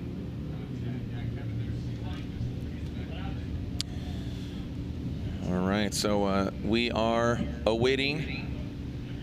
Next up is Kyle Mohan, and during the halftime break, Kyle Mohan is going to have a special experience, the engine workshop presented by American Ethanol during tomorrow's halftime. They'll talk about rotaries and how they work and the benefits of ethanol and American Ethanol. So check that out during the halftime talk show tomorrow. Also, if you want to join the conversation, embrace the heat, start the conversation, go to formuladrift.com, hover, click it, and converse with the Formula Drift content creators. Join the community on formuladrift.com. And again, the Drifts Wheels. If you haven't already, tag a photo of you watching this weekend's event, hashtag FDDRIFZ, and enter to win a free set of Drifts Wheels, as run by Adamus Odi Bakshis. All right, saw Kyle Mohan there, but it's actually Dan Burkett who is next, then Kyle Mohan. No, so Kyle's actually, yeah, so Kyle is currently pulled over to the side. He was to go.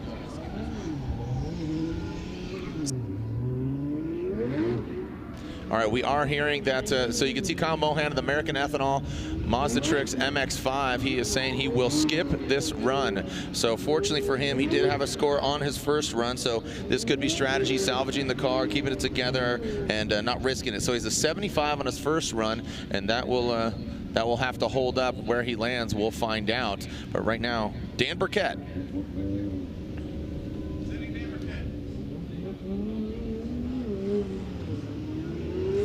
All right, Dan Burkett had a 78 on his first run as Dan Burkett comes into that big sweeper. About the second hash mark, you can see those yellow marks going away. A lot of rubber being thrown down out here on course. Liked how smooth he was past that final front clip and then into that final outer zone. Dan Burkett in that Toyota Supra. Burkett with that pretty solid 78 on run number 1. Would love to see him get into the 80s here. He had good aggression on run number 1. Just need to clean up a few areas. Starts off pretty good, but he goes a bit wide there on that first inside clip. And he fills that second outside zone. Bit of a hiccup on the transition. Could have been deeper into the touch and go. And then right there, the rear wheels and bumper, right at the edge of the course there, right before the rumble strips. As Dan Burkett finishes up his run, looking to better a 78. All right, so Dan Burkett waits a score.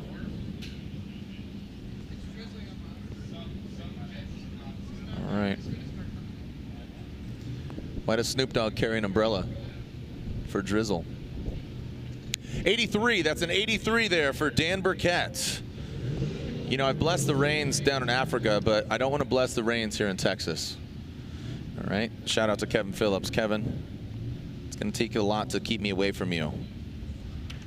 All right, so next up, Dirk Stratton, the Dagger. That Lingenfelter Corvette from Ohio, Lingenfelter Performance, Achilles Tires, Stratton Chevrolet. All right, so here we go. Dirk Stratton leaving the start line. A wide swing here. Let's see if he can tighten it up to this front clip. Like I said, taking kind of a wider line here into that touch and go, tight to the second and final front clip. Right on the edge of the rumble in the track. See him tap the brakes, but that is a decel zone, as you've clarified, Ryan. Ryan, is that enough to be an 84? I mean, 84 was his first score. Well, he's put together two very consistent runs. He was a bit wide here on this first inside clip. And so it'll be a little bit of... And now as he wraps back around to that touch and go area and hits that inside clip, he's able to approach with a good line to that final outside zone. So two consistent runs for Stratton, and we'll see if that betters an 84. All right, so we are seeing some rain come down here. This is definitely going to affect not only the drivers in the driving, but of course the fans and some umbrellas and get some things out. But notably, it definitely will affect the outcome here. Minimizing the smoke. Minimizing basically how fast they're going to go through this course. And now we wait for Dirk Stratton. He's 86, so he does better at Ryan. And 86 on his second run for that Stratton Chevrolet Achilles tire and Lingenfelter Performance Corvette.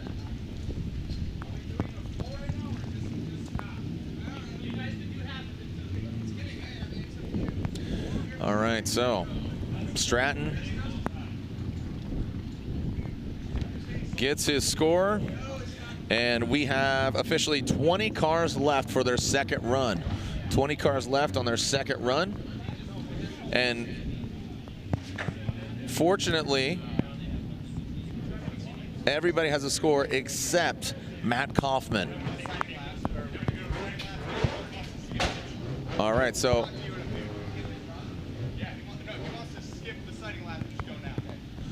so Ryan, I hear you talking to our official Pat over here, and traditionally in the past we've discussed kind of a sighting run, which is basically kind of a pre-run, but Jeff Jones is saying he doesn't want a pre-run. Nah. All right, Jeff Jones here in this Doc Falcon Tires 370Z, and again, I told you this is definitely going to change. Look, you can see the rain actually coming down on the screen, so it's coming down fairly thick here for Jeff Jones. So you can see no smoke and more like steam, but Jeff Jones keeps it together. You can see him stepping it out, pulling that e-brake. All right, so Jeff Jones. Ryan? Here we go with Jeff. Where we go with Jeff Jones. You can see the rain, as you said, Jared, coming down. The siding laps are going to be coming up. Now, Jones obviously is going to be graded on the conditions that he's presented here. So he will be graded on a curve depending on how he did relative to the conditions. You see that mistake there. We're not able to hold angle in the vehicle. And he finishes it up.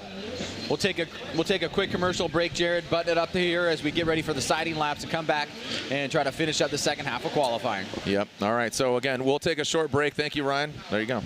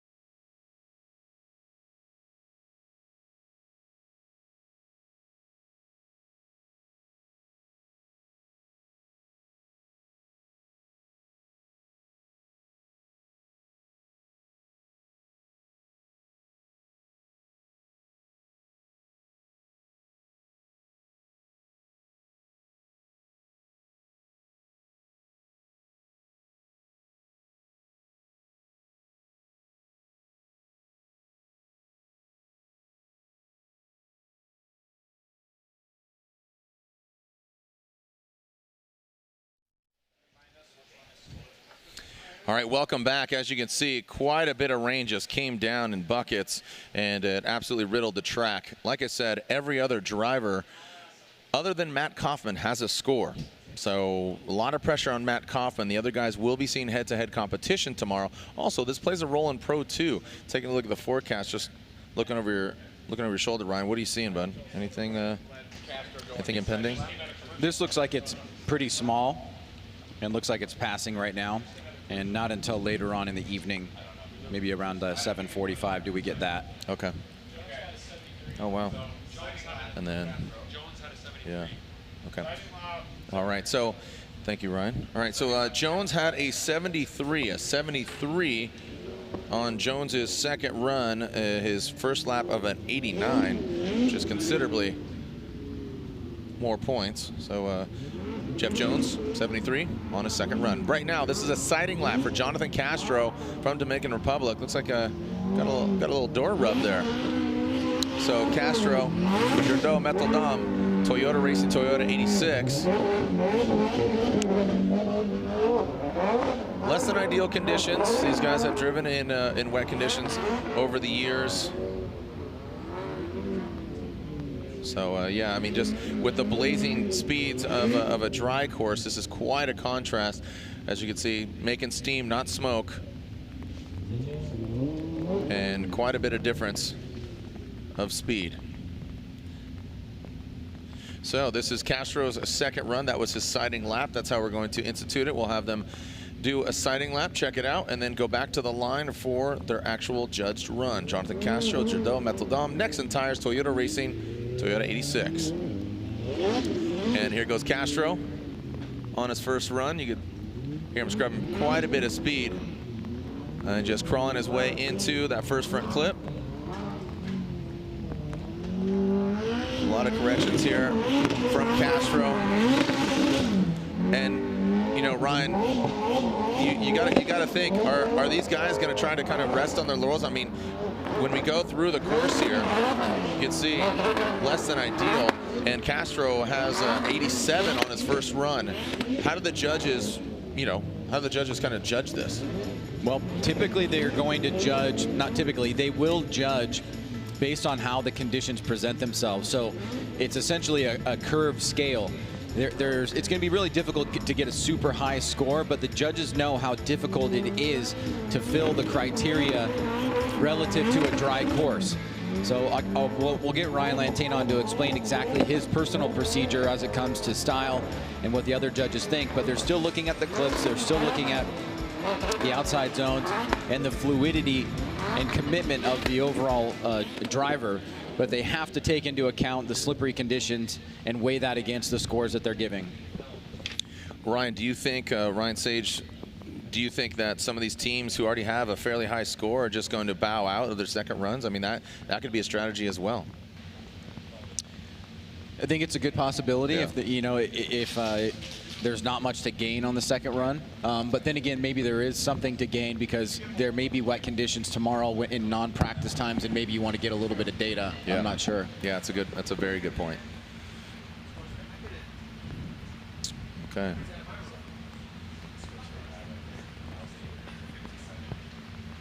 Jonathan Castro with an 82. So as you just elaborated, Ryan. Hey, Lantane, let's go to you. Generally, when I'm doing style, I will give the fluidity still a strict level to adhere to, because the drivers are able to rotate the car and get it smoothly from side to side, even in slippery conditions. The one thing that's going to change from the style side of things is the commitment. Clearly, they're not going to be going into certain zones at the same rate of speed with the same momentum as they would in the dry. All right, this is Matt Van Kirk in this Closet Creations Popeye Energy Drink S13. And he's bringing it in. As, again, this is his sighting lap.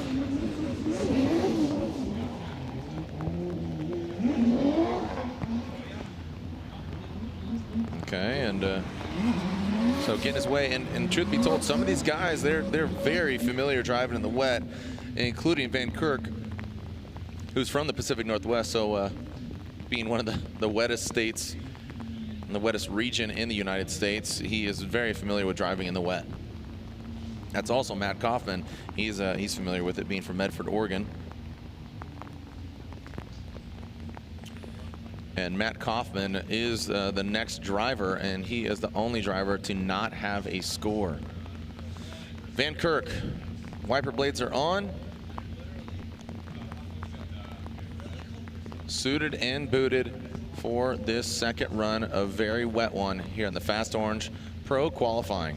See the leaderboard there. James Dean still atop it, 97. Backed up with a 96 from Honodell, 95, and a 95 from Osbo and Visick, and Turk with a 94.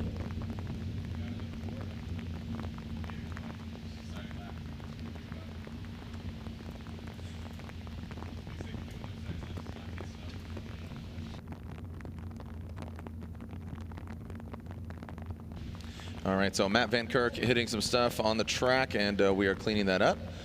And looks like our Toyota Racing and Toyota vehicles, our crew vehicles, are back in their respective positions, and will continue with qualifying. All right, Van Kirk, here's your second run. Your first was an 81. This is a scored run here for Van Kirk. All right, Van Kirk initiates, throws it out. You can see how tight he is to that front clip. Now that's a touch and go, so to link that, or excuse me, not a touch and go, that's the outside zone. Now is into the touch and go. So linking that from that front clip to the outside zone, past that front second and final front clip, about the second or third hash mark into the outer zone, and approaching the final clip, and just barely knocks it over. So Van Kirk, with a second qualifying run, keeps it on the track. So 81 for Van Kirk, as you said, Jared. Here he is, big e-brake pull to get himself induced into drift. Starting to move his way down into that first inside clip. You can see just how incredibly slower it is through this course. And the siding lap has given the drivers an opportunity to feel the conditions. But nonetheless, still a lot of caution being played here for Van Kirk. Overall, pretty good job showing some clout here in the rainy conditions. As we got a quick burst, now it's starting to peel away a little bit, but it's still coming down, still going to be playing a role, and will be playing a role for a considerable amount of time in the second half of qualifying because of the lack of the ability to dry. Yeah, and you wonder how the Pro 2 drivers are going to handle it as well. If as you said, it's later on this evening. Matt Van Kirk with a 79. A 79, so his first run of an 81 will stand to be the better. And there is Matt Kaufman. Matt Kaufman, Achilles tires, Thunderbolt Racing fuel, Ford Power Plant S13.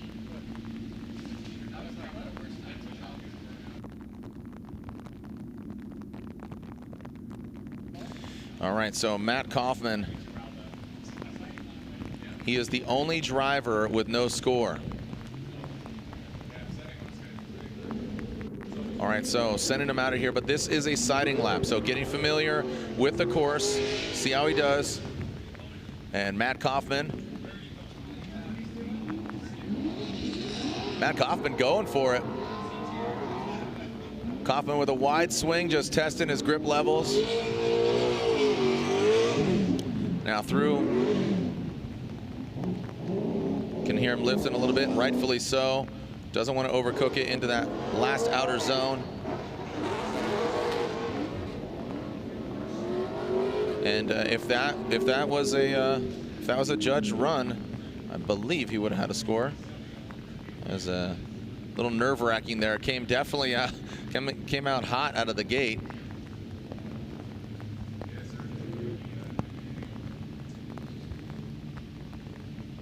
As Kaufman pulls back to the start line. All right, Kaufman on his second judged run. This is do or die for Matt Kaufman. This machine was built for war. That's what it says on his wing. And right now, he's going to war with Mother Nature and this wet track. Looks like he pedals it back a little bit more off of his siding lap. out to the outside zone. You can hear him spinning into that final front clip, and now a quick little waver into that outside zone. Woo! A little puckering there into that tire wall, and it looks like Matt Kaufman will be getting a score. So a lot of nerves being settled there for the Kaufman Racing team. Yeah, no doubt about that, Jared. Obviously, it's not going to be the #1 qualifier, but he only needed to get a score on the board. He was able to do that. It was good that he got his siding lap to go out and test the grip levels, especially on that first outside turn. He's able to manage through the course pretty decently, playing it as safe as he can, but trying to muster a score. Right there, he really got close to making a big mistake, but he was able to pull it off and should get a scored run here and give himself a berth into the top 32. Yeah, look at that. Rumble, rumble, rumble. That and we saw that yesterday with George Kirakopoulos. He got in that tire wall, and that tire wall will grab your back bumper and just whip you into it. So Ryan, if Matt Kaufman gets a score, that means we'll have 30 drivers, and he does, an 81 for Matt Kaufman. So happy to see him.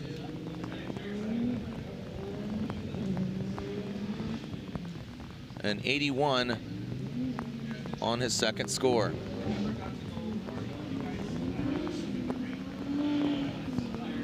This is a siding lap for Michael Essa.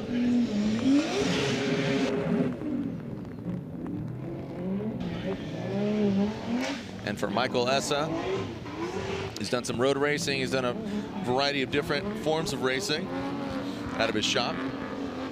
The Essa Autosports Achilles Radial, Boost Brigade, BMW.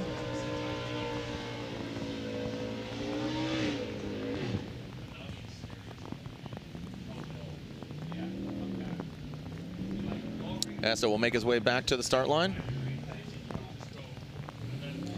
16 drivers left, the top 16 left. So we'll have 30 drivers. That means the #1 and #2 qualifying driver will have bye runs. So that is quite a gift, right, as you said. So James Dean, Osbo, if they get 1 and 2, they'll have bye runs in, oh, well, Honadale right now, sorry, is 1 and 2. So Dean and Honadale, but Michael Essa wants to disrupt that. Essa really fluid through the wet conditions. Michael Essa into this final outer zone, gets out to the edge of the course. That's all the judges require if you want to go extra. You can see him flip up his visor there as he crosses the finish line. So Michael Essa will get a score. His first score, Ryan? 77. So Michael Essa here trying to bump up into the 80s if he can, give himself better positioning. Looking pretty good here in the wet as Essa just a little bit wide on that first inside clip. Trying to keep the wavering to a minimum. Trying to stay consistent in his angle and the fluidity. He's on that second hash mark. Good transition to that final outside zone. You notice how fluid it was. He didn't have any hiccups there crossing over. And I think the judges will definitely like that, especially the style judge, since that area is judged by the style.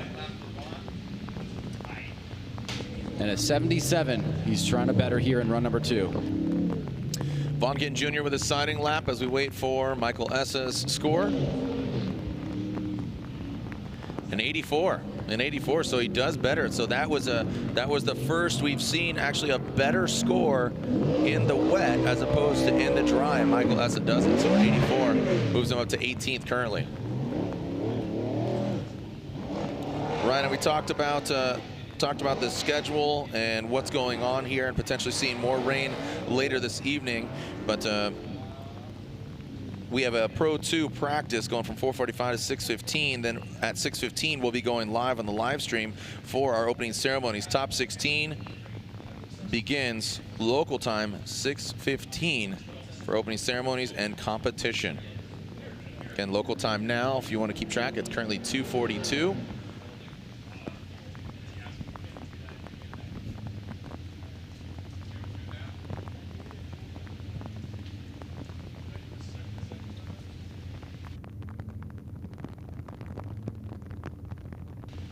All right, so Vaughn Gittin Jr. on the start line.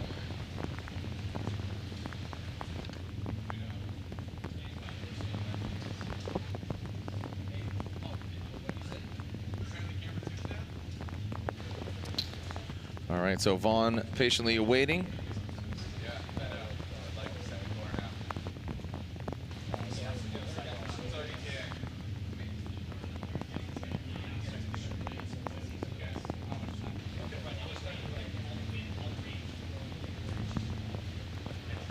So a slight delay here. All right, so Vaughn on his first run, a 91. It's going to be a hard act to follow, especially since the wet track. So a 91 for Vaughn on his first run. Let's see what he's got in the wet. All right, Vaughn initiates in this Monster Energy Nitto Tire Ford Performance Mustang RTR Spec 5D. Gets to the outer zone. The bright green wheels go around. See him yanking on the e-brake, working it in. And one more clip for completion. Knocks it over just for good measure as Vaughn, a 91 on his first run. Yeah, he's already got that very solid score here. Like you said, Jared, not many guys bettering their first run, but we did see Michael Essa do that, jumped up by a pretty substantial 7 points from a 77 to 84. Vaughn looking to do that, pushing from inside clip 1 to outside zone 2. Looking pretty solid in the wet conditions here. Let's watch the transition. He does go wide on that second inside clip. Little tiny amount of shakiness there on the transition, but overall makes it look pretty decent here as he is done for the day. He's got the 91 on run number 1, and we'll see where run number 2 comes in just a moment.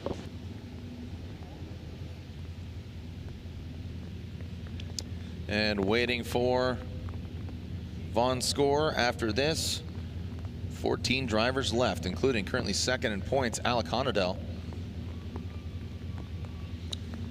And Vaughn with an 80, 8-0. It's an 80 for Vaughn Gittin Jr. And we'll be sending Alec Honadell for his sighting lap.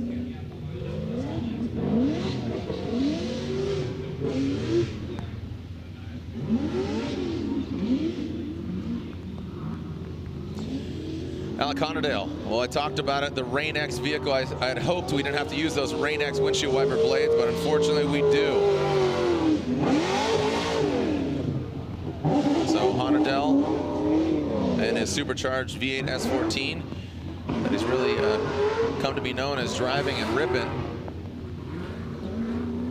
So Honadell's sighting lap looks pretty good. The young man from Destin, Florida.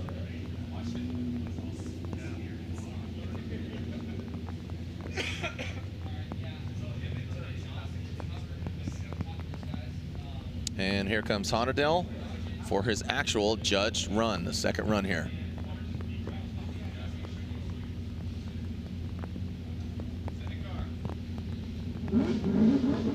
And here comes Honadell. Rain-X, Black Magic, Fast Orange, Hoonigan, S14, Huddy Racing, Honadell Racing. Massive angle there. You can see that counter steer there from Honadell. It's like he's found that sweet spot. Out to that touch and go. Look at that. We're seeing some smoke or mist. He's actually roosting it. Oh, Honadell. And looks like he found the mud pit. All right, so unfortunately for Honadell, that will be an incomplete run. But hey, you know what? He already has a 96 on his first run. To be honest, that's pretty tough to beat. But Ryan, would you agree? I mean, just the strategy here.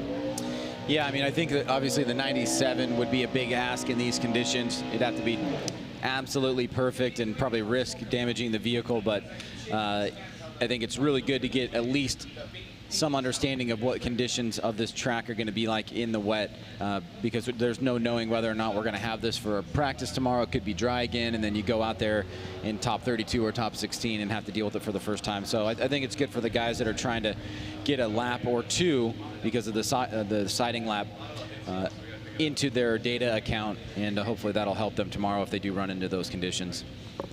Chelsea Denofa, he now lives up in the Portland area. He's used to the wet conditions. He's just launched his own drift school. So we'll see if he blesses the reins. Kevin Phillips, he can't quit you. As Denofa. That BC Racing Nitto Tires Ford Performance Mustang RTR Spec 5D.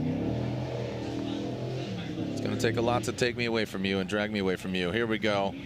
So Chelsea with this siding lap. Seems pretty comfortable there. Consistent, not very choppy compared to some of the other drivers.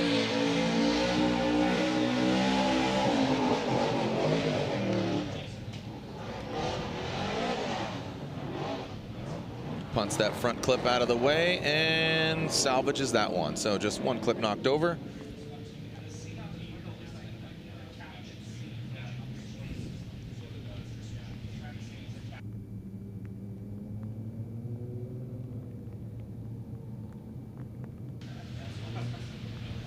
So Chelsea Denofa,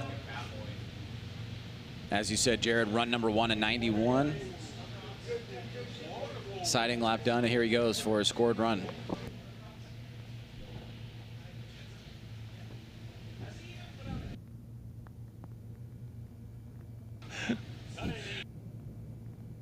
All right, so here we go.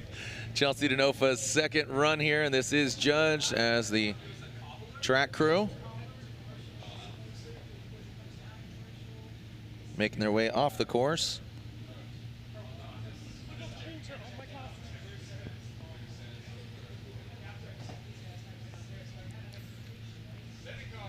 All right, sending Chelsea Denofa on his second judged lap. Here comes Chelsea down the pipe into the sweeper. Can hear him lift quite a bit here. Seems that now he stands on throttle. Heavy counter steer from him into that first outside zone.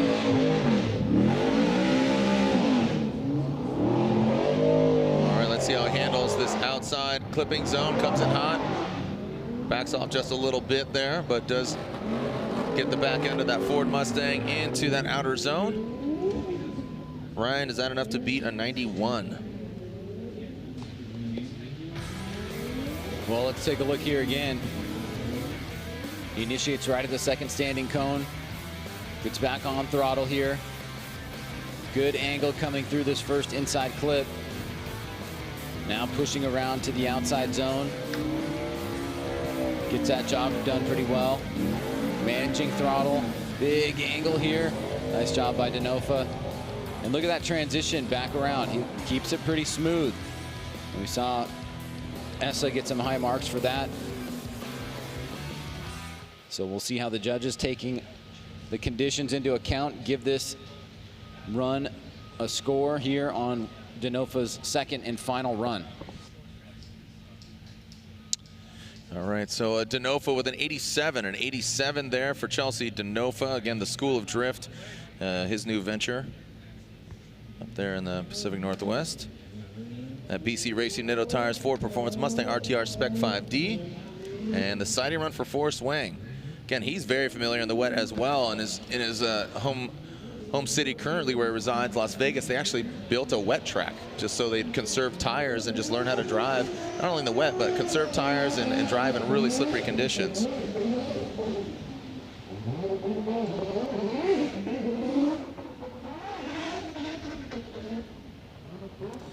All right, so Forrest Wang, that Vaptasia, Achilles Tire Energy Innovations, Sylvia.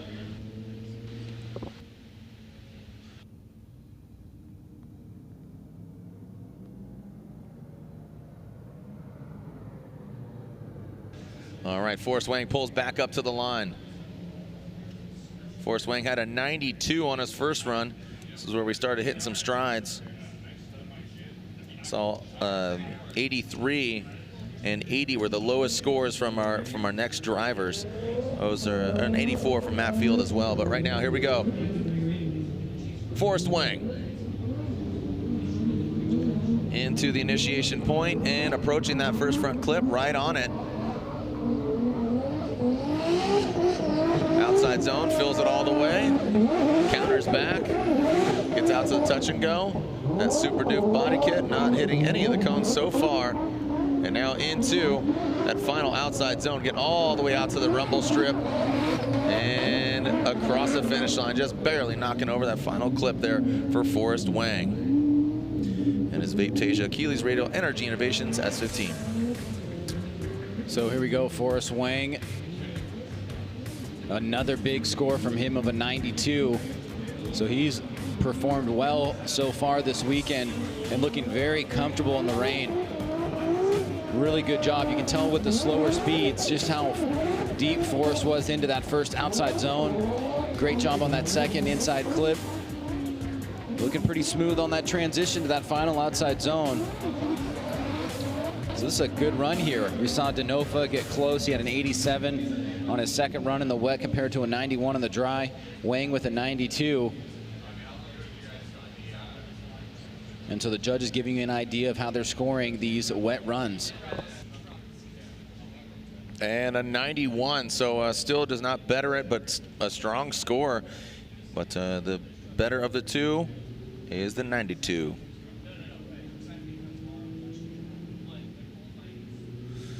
Next up, Daijiro Yoshihara. Dai Yoshihara with a 90 on his first run.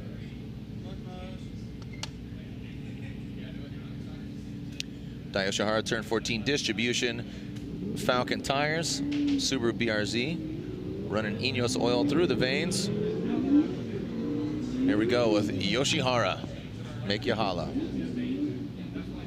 This is his sighting lap. Again, this is a recce run to see how he'll handle this course. It's a good opportunity to see where the slick spots are, where you maybe get some grip, get some more angle.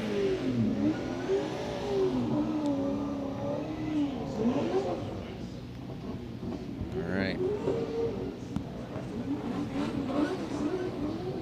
And Dai Yoshihara rounds out his sighting lap.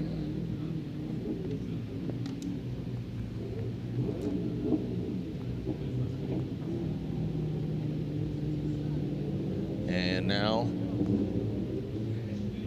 that wide shot there of Big Haas, the world's largest TV. Dai Yoshihara back on the start line.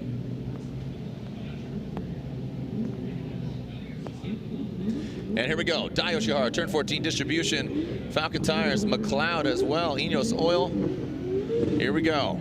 Yoshihara into the sweeper. Can he tighten it up?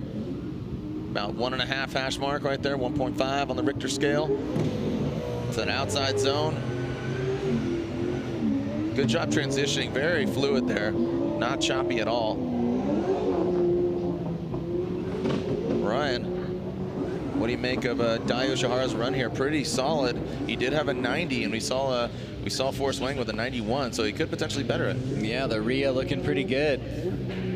Dai Yoshihara, 90 on run number 1. Trying to back that up here. Let's take a look. E-brake pull induction there. Does a pretty good job, just like you said, Jared, right between that first and second hash, closer to the first. Great job getting into the zone and filling it completely. Pretty good angle here for the wet conditions. Still looking smooth and fluid. And that transition, very clean. Little e-brake pull there to get in and control himself to that outside zone. And then finishing it up. And we already know that Dai is very mature in these wet conditions, and it's showing there. And we saw Wang just drop a 91. Dai had a 90 on his previous run. And he did a pretty good job there on run number 2.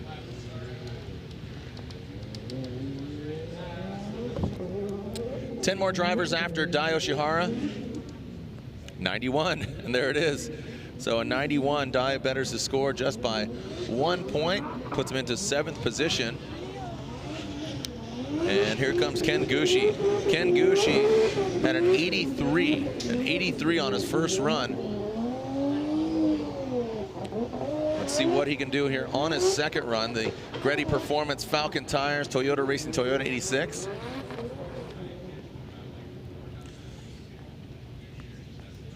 Ryan, have you seen the 86 TRD Special Edition vehicle here yet?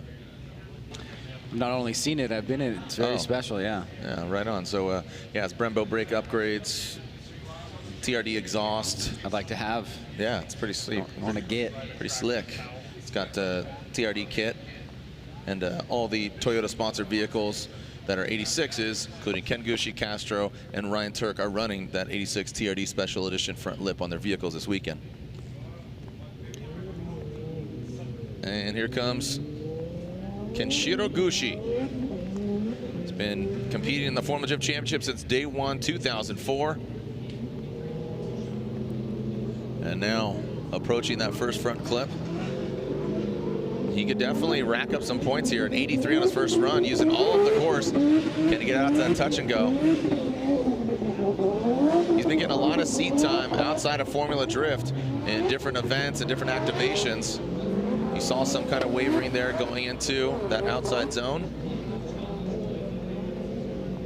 And there you have it from Ken Gushi on his second run. Do you think that beats an 83? I think he's got a good opportunity here. We just saw the 91 from Daijiro Yoshihara, and Dai's run was very fluid and committed. Ken right here just a little bit wider on that first inside clip, but he does get to the zone right to the edge there. Almost drops a tire. Pretty good through the touch and go area. Nice angle. One little adjustment there, 2 little adjustments with the e-brake prior to outside zone number 1. So he may better his score. Maybe by not a lot, but he looked pretty good there in the rain.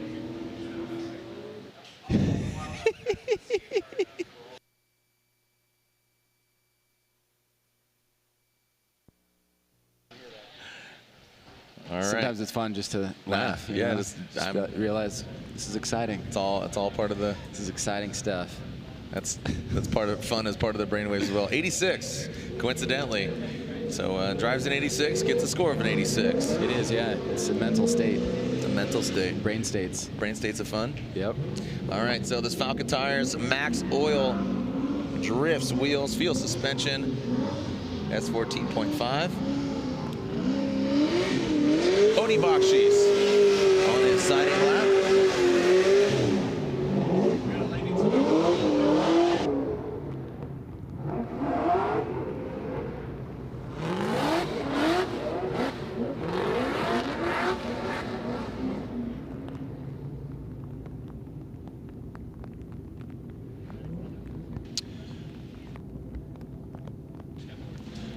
Guys, listen very closely what Jared is about to say on the mic, so I don't have to say it. I'll talk to you afterwards, but listen to what he's going to say in a few seconds, because we're going to have to go on a commercial break here. Attention Texas Motor Speedway. Attention Texas Motor Speedway. We are on a track hold. There is lightning a mile away, so we need to get out of the bleachers and get out of the judging stand. We will commence after it is safe, but Texas Motor Speedway has deemed it unsafe, so we need to get out of the bleachers and out of the judging stand immediately.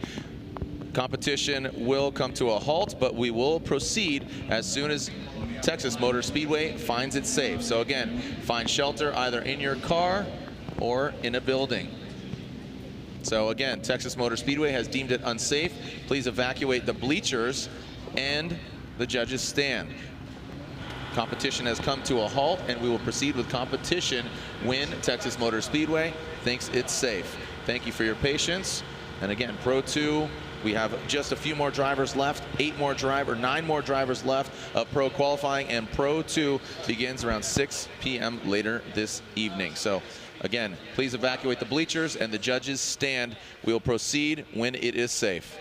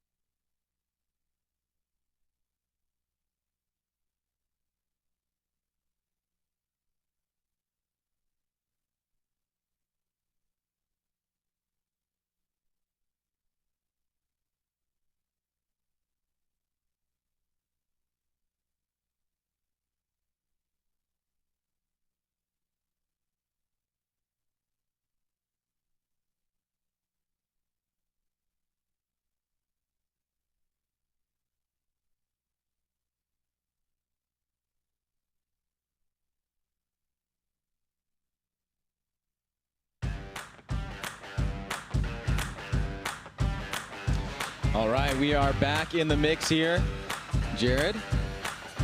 And away from that lightning storm that called us out of the grandstands and to stop competition, there still is rain coming down, but we have the vehicles preparing to, those vehicles that are left to qualify, preparing to get back for their final run, as we have been cleared by the track to go off of course hold and into competition. Jared, just to give us a little bit of reference of where we are right now, we've got Odi Bakshis up next, which means there's roughly 8 drivers after that that have the opportunity, not obligation, to run a second run. We are still in wet conditions, so we will be running that siding lap, but we will manage to get ourselves through this second run of qualifying and then find out who is going to be our #1 qualifier. Currently right now, James Dean sits on top with a 97. A 97, that makes him the Black Magic Top Qualifier Award winner. And not only will he receive some cash from Black Magic, but also he'd receive a bye, as well as the #2 qualifier will go straight from today's action into tomorrow's top 16. So they won't see head-to-head competition until after the driver's intro tomorrow. And that could play a big role. And we talked about it yesterday in Pro 2 qualifying. Travis Reeder, Dylan Hughes. They're basically tied. Let's just call it what it is. And Dylan Hughes qualified #1. Well, how the bracket lays out, Reeder is on the other side of the bracket. They could potentially meet in the finals. Very interesting point, because I think that makes it so that Osbo and Peter Vinsek will run their second lap, because it'll be the difference between those 2 runs that determines who's 2 and who's #3. Yep. And if Osbo's #2, I think that potentially that maybe benefits him if both those guys make their way into the finals. That's Osbo's best chance of actually doing the job himself. If not, he's going to have to rely upon somebody else on the left-hand side of the bracket to try and take out Dean early on. But if Peter Vinsek gets the higher qualifying spot, that would put Osbo in 3rd and put him on the, it would put him on the left-hand side of the bracket, and perhaps they might meet earlier on. So a little bit of strategy here, depends on what the team is looking to do, but those second runs will play a role for sure. Yeah. All right, so 9 drivers left, including this of Odi Bakshis. This is a siding runner. For just joining us, we are live here at Texas Motor Speedway, local time, just before 4:45, and we do have Pro 2 competition tonight, top 16 driver intros, and the action will continue. So again, that's round 3 of 4 of the Link Engine Management Pro 2 Championship. This is round 7, deemed the AutoZone Showdown, presented by Rain-X. So we have stuff to get the rain off of vehicles, not so much lightning. Yeah, so I'd rather not take the lightning hits. All right, Odi Bakshis, his second run. Ryan, as you said, he had a 90 on his first run. See what you got. The way Odi was driving out there, he made it seem like it was maybe a little drier, or he's just going for it. So here we go. Odi Bakshis initiates. You see him scrubbing a lot of speed, yanking that knee brake. As you said, the bell curve and the slide, it's on a sliding scale as far as what the judges are looking for. They're looking for the same criteria, but as far as degree or amplitude or just how much angle, how much line, how much speed. And the commitment here from Odi Bakshis looking pretty good.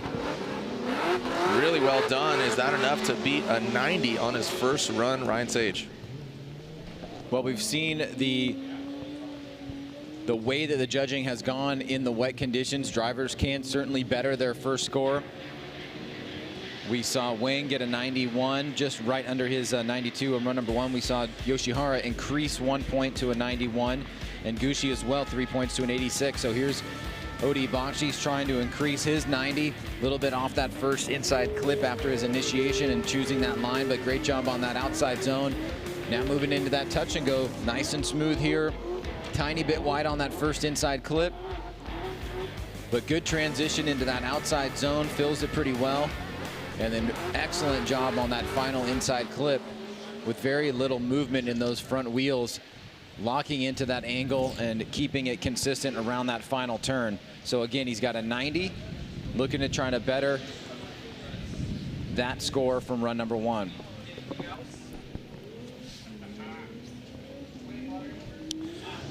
Well, awaiting the scores for Odi Bakshis, Ryan Turk hits the track for his siding lap. This Gumout Toyota Racing Toyota 86 on Nexen tires, part of the Blackout Garage at Race Service in Midtown Los Angeles.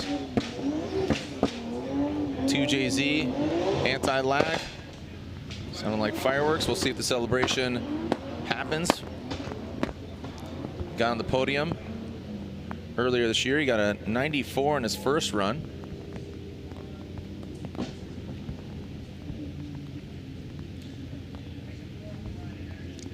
And awaiting Odie's score. And it's a 91. So he just barely beats it, but he beats it regardless. So a 91 for Odie Bakshi's.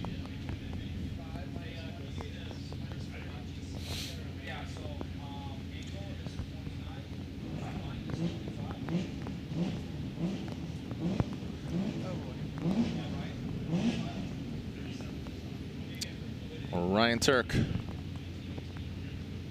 on the start line.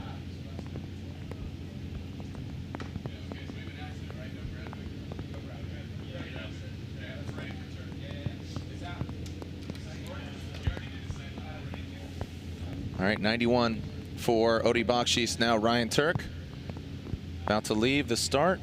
He had a 94, which is very respectable. Top 5. I'm sure he'd love to get a top 2 spot and get the fast pass into top 16. All right, the Nexen tires wrapped around those 1552 wheels. Black Magic keeping it clean. Rain-X windshield wipers on the windscreen. Ryan Turk initiating into the sweeping turn. Not as fast as Odie. Fluidity though looks good. See the angle, he tries to throw some more at it. Transitions into that touch and go area. And then into this final outside zone. Almost gets out to the edge of the track and the rumble strip. And Ryan Turk brings it on through.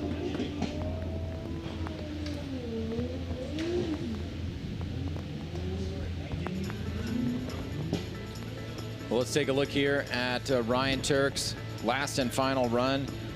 A 94, so he's got a lot of work cut out for him. Gets through that second hash mark. We just saw Odie lay down a 91. Nice job in that outside zone.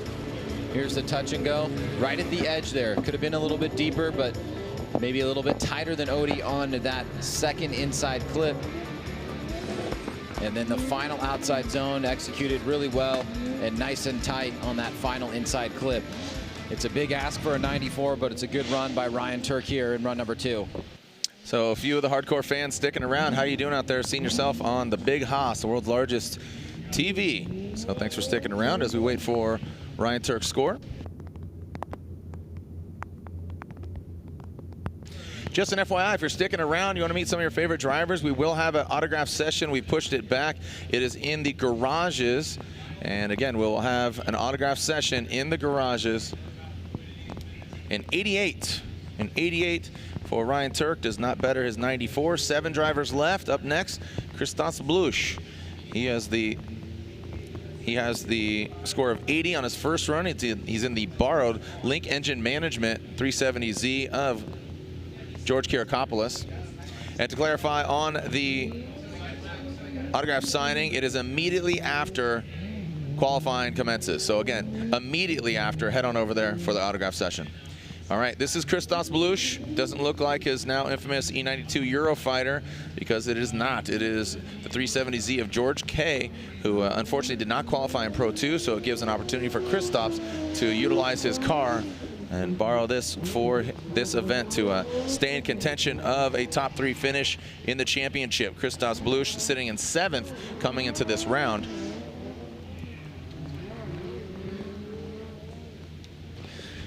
Well, Jared, this run really had a big opportunity here for Kristaps. The speed we know is not a factor, but it was going to help him in this circumstance, and he could really just focus on the driving here because he did have that 80 in run number 1. Now, he made a mistake on his siding lap there, and we'll take a look at his scored run coming up after this, so he'll want to definitely take a look at what he learned in the siding lap. All right, so Christos Blush out there on the start line. and he is ready to throw it down. That is Kristaps. Throws it in, goes out to in, works his way into that 370Z, about to the first hash mark. Now transitions in, does not get all the way out. And now, but really makes it tight there. Well done. And then through the finish line. So Kristaps doesn't get all the way out to some of the outside zones, but stepping into a car, Ryan, what kind of nerves does Kristaps have? A brand new car in that, yeah, I have to imagine it's got to be pretty testing for him. Obviously not the vehicle that he wants to be driving this weekend, but he wants to get some points on board. He is very high in the championship leaderboard. Great job on that first inside clip.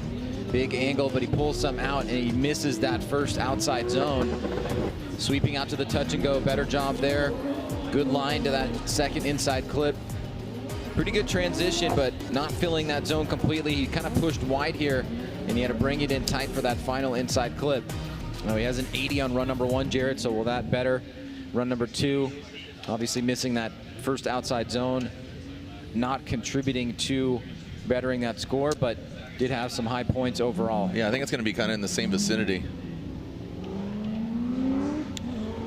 So Kristaps waits for his score as the Wish Falcon Tire Corvette of Matt Field hits the track for his sighting lap. He has an 84. How's he going to come out? As Matt Field, there's Kristaps' score 75, so it does not better his first score, unfortunately for him. So he sits in 24th. That's down there quite a bit, and but I'm sure he's stoked to just advance on from today into tomorrow's main event.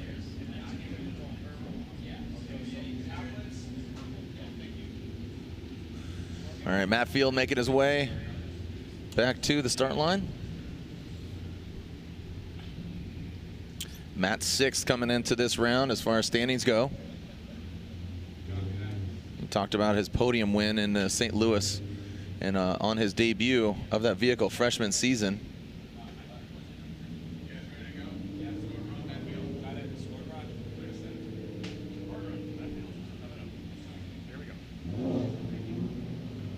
All right.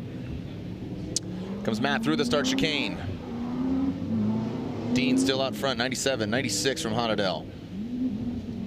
84 right now from Matt Field. Take the better scores of the two. About the third hash mark. No slow motion there. Really doing a good job filling that outside zone. The car control is really precise, Ryan. But just on the front clipping points, maybe a bit nervous. But now in that outside zone, got all the way out there. And one more clip. Knocking it over.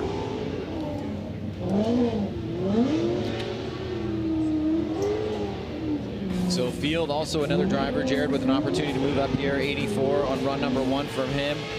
Initiates. It's a little bit of an e-brake pull to set himself up. He's on a tighter line here, but then he pushes wide, gets to that third hash mark, leaving some points on the table there with line. But good angle as he gets into that outside zone. Pretty decent job of filling that. Smooth transition back around right at the edge of the touch and go. Second hash mark on inside clip 2. And then pretty nice, fluid, clean transition to the final outside zone. But a tiny bit too tight there on that final inside clip. So Field is done for the day, trying to better an 84. And Field awaiting his score. Justin Pollock, another teal and blue vehicle.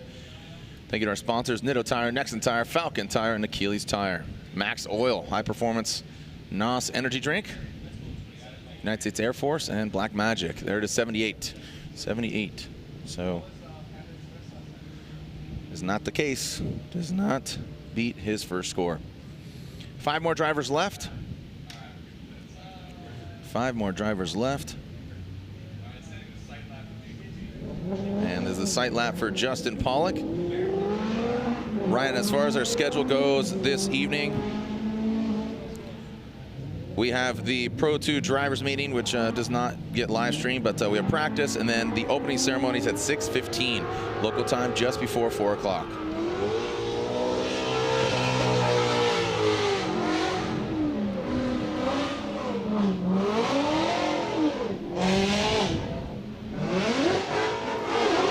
Justin Pollock's even comfortable in the wet here, Ryan. But you got to consider he has a 91 on his first run. Knowing Justin, it was his birthday yesterday. He likes to go for it sometimes.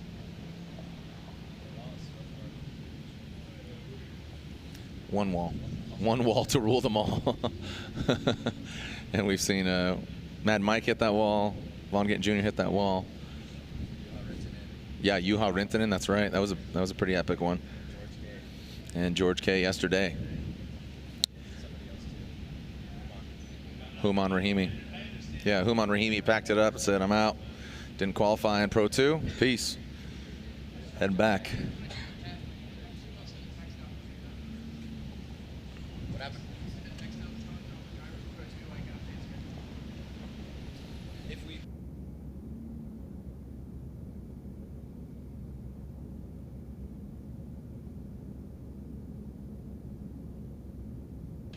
All right, Justin Pollock.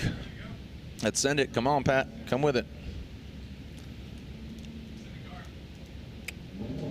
Justin Pollock, SOPA, sending him from the line. This Roush Performance, Falcon Tires, Ford Mustang. Like I said, he's kind of going for it right out of the gate. And with the 91, this is a little bit more of a forgiving track, but we mentioned there is one wall, and it can definitely take you out. So Justin Pollock takes a calculated risk here. Right, he's doing really well here right now.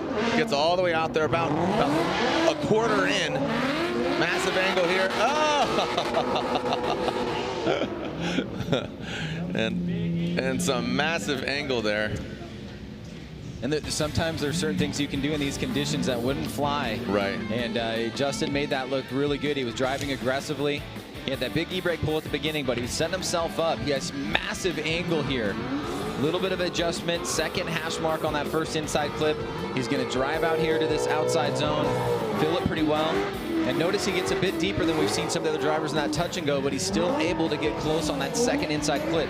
Snappy transition back around, little e-brake right there to settle, and huge angle that he holds onto all the way around that inside clip, and then he can draw it out slowly as he comes across the finish line. So for Justin Pollock with that 91, I think you can make an argument that that's in the ballpark, given what we've seen so far from the judges. So nice work by Justin, looking comfortable out there. I mean, that is as sideways as you can get in that part of the course. And Justin Pollock with a 91. So a 91 and a 91 equals a 91. All right, we got Chris the Force Forsberg out on track here in his NOS Energy Drink 370Z on Nexen Tires. Chris is currently 4th in points, just behind Peter Visick, Frederick Osbo, and James Dean.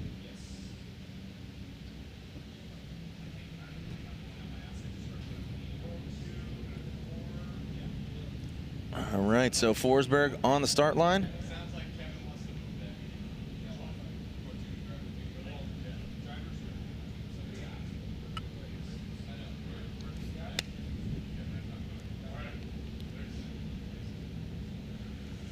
All right, Forsberg on the start line. From Doylestown, Pennsylvania, through the start chicane. Forsberg had an 88 on his first run. All right, so Forsberg pulls into that first front clip. Works it to the outside zone, gets all the way out there. Now into that touch and go. Wrapping away. Wow, barely just kissing that Black Magic Intense clipping point. And Forsberg, looks like that'll be all she wrote for him. Unfortunately, on that second run, just countered back, and that will be an incomplete run there for Forsberg on his second run, but an 88 on his first run. Ryan? Well, yeah, I mean, it's a pretty easy call here, Jared. You pointed out little puff of smoke there. That was kind of cool. Promising. Yeah, very promising. But Forsberg not able to make the transition around this final turn as we see here. We're setting up for a good run so far. Nice job on that touch and go. Gets you that inside clip and then just transitions pretty quickly and was not able to push out to that outside zone and had to put a stop to it there.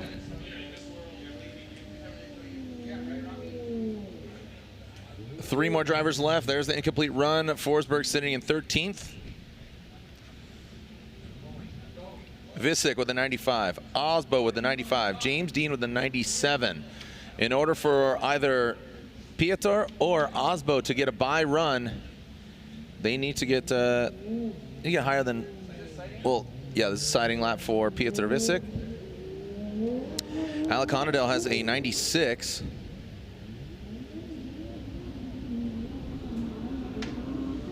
So Piotr, the Polish driver, Wordhouse Drift Team, Falcon Tires, Sylvia. He looked really fluid earlier in his first run. I got to tell you, I bet this really helps him tremendously. You could see just his car control and his finesse. He's got a great deal of finesse when he goes through the course.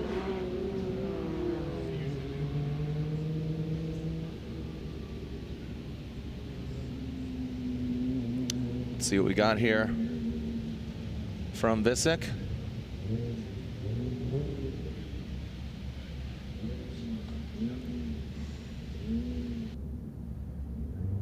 And this is a scored run, excuse me.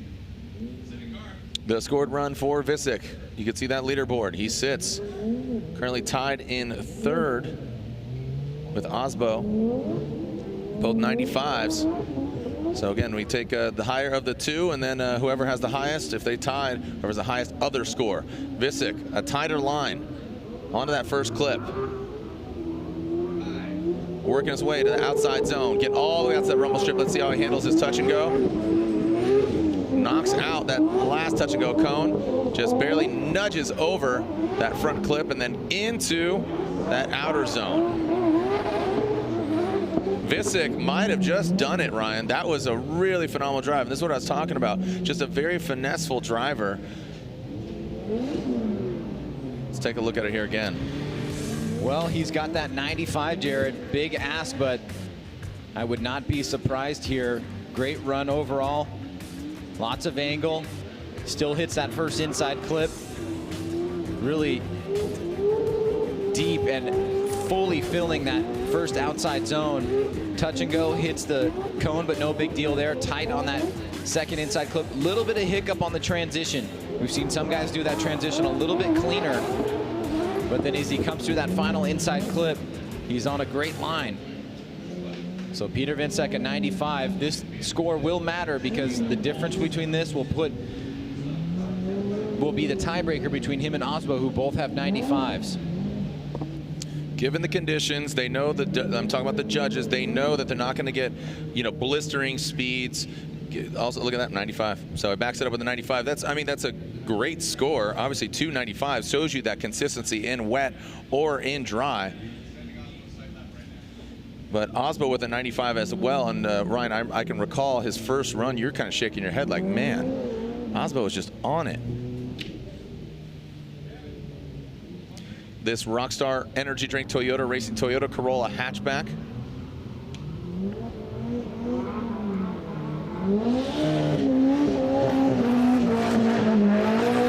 Running that 2AR engine, 4-cylinder turbo, nitrous setup.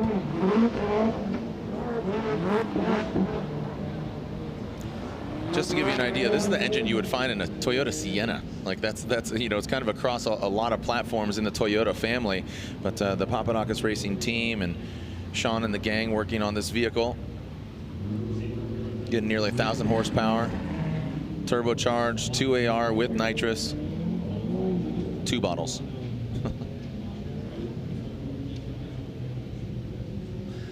All right, Osbo and James Dean are 2 points leaders. James Dean leading the pack. Can Osbo challenge James Dean? If he does not, James Dean, next stop for him, top 16 tomorrow, as well as for Alec Honadel. He needs a 96 or better Honadel, he spun on his first run, so if he gets a 96, he will jump up to that number 2 spot as Frederick Osbo. Look at that counter steer from those Motegi Racing gold wheels. Out to that outer zone, comes out a little early, gets out to the touch and go. Now transitions tight to that front clip. Dances on that rumble strip a little bit, feel the burn, and around just barely evading that front clip, Ryan. Yeah, I think at first pass, I think Vinsec has him beat just at first pass. And it looked like because of a bit of a tight line on inside clip 1 and leaving outside zone 1 a bit early. See, he's a bit tight here, and then he pushes out a little bit wide, gets him in between inside the first and second hash mark. Now he's in this outside zone, but he leaves it a little bit early to get to the touch and go, which he's right there on the edge. Now, this is still a great run, but Vinsec really nailed a lot of areas on the course. You can see he does go pretty deep into that outside zone there and just about perfect on that final inside clip. So again, the tiebreaker between Osbo and Vinsec is going to play a role in the positioning of the bracket and of course the points. So very important run here to determine tomorrow's lineup. All right, so, you know, truth is, does James Dean even need to run? And there he is, he's taking his siding lap. So Osbo, if he does not get a higher score than that of Vinsec, he will be seen head-to-head competition tomorrow. A 91, so Ryan, you called it. He sits in 4th. So a 91, that means Vinsec will get that number 3 spot. Alec Honadale and James Dean, without even a second run, the machine will be your Black Magic #1 top qualifier award winner. He wins the hardware and he wins the cash courtesy of Black Magic. Also, he wins the fast pass into the top 16. Both him and Alec Honadale will go into the top 16 from today.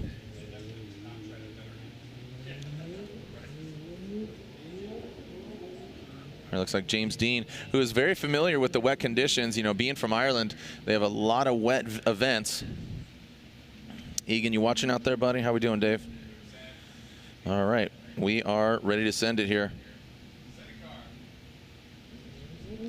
And here we go, our final qualifying driver, hashtag FDTX. Remember, tomorrow and tonight we got Pro 2. James Dean comes in blazing that Wordhouse Drift Team Falcon Tire Sylvia S15. See him bringing it into that front clip, just barely kissing it. Fills all of that outer zone, Ryan. Talk about massaging it. And past that front clip and into this outer zone. You saw him make a quick little correction there to try to get deeper into that zone, but I think this is a smart choice because, you know, you don't want to see him go into the tire wall. He's your #1 qualifier. He's just trying to, and also, like we talked about earlier, will these guys, you know, James Dean with a 97 park it? No, he wants practice in the wet. Not only that, I mean, this is definitely a nice humble brag opportunity of, yeah, I can drive in the rain too, guys. And this is a phenomenal run from James Dean. You see the line that he drew, how smooth it was. He started out mid, brought it into the inside clip, and completely fills that outside zone right at the edge of the rumble strip. Deep into the touch and go. Great job there, fully fills those points. Nice smooth transition. And then look, just a tiny little e-brake pull here to get himself set up for that final inside clip, and then wraps right around, just bumps it out of his position. And for James, another solid run. Won't be surprised if it goes into the mid-90s. So does he back up a 97 with an even higher score, or is he going to settle for another 90? I think it's going to be, as you said, Ryan, in that vicinity. You got a nice crystal ball going. Here are the live stream times. Tonight, 5:15, Pro 2, top 16.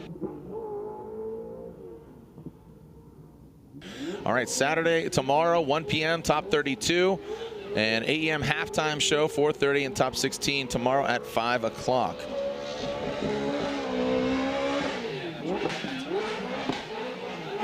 All right.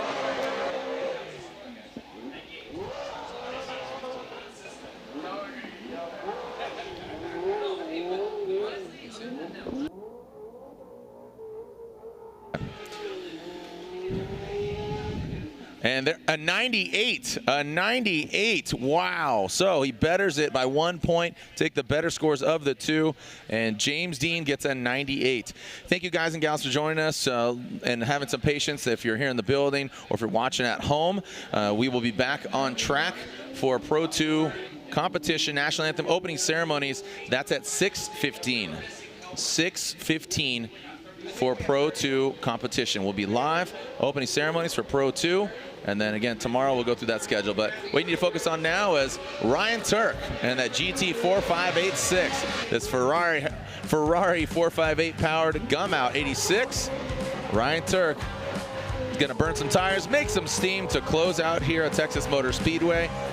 The AutoZone Showdown presented by Rain-X. I'm Jared Deenda on behalf of Ryan Sage, Ryan Lontaine, and our whole Formula Drift staff. We'll see you back here for Pro 2 competition at 6:15.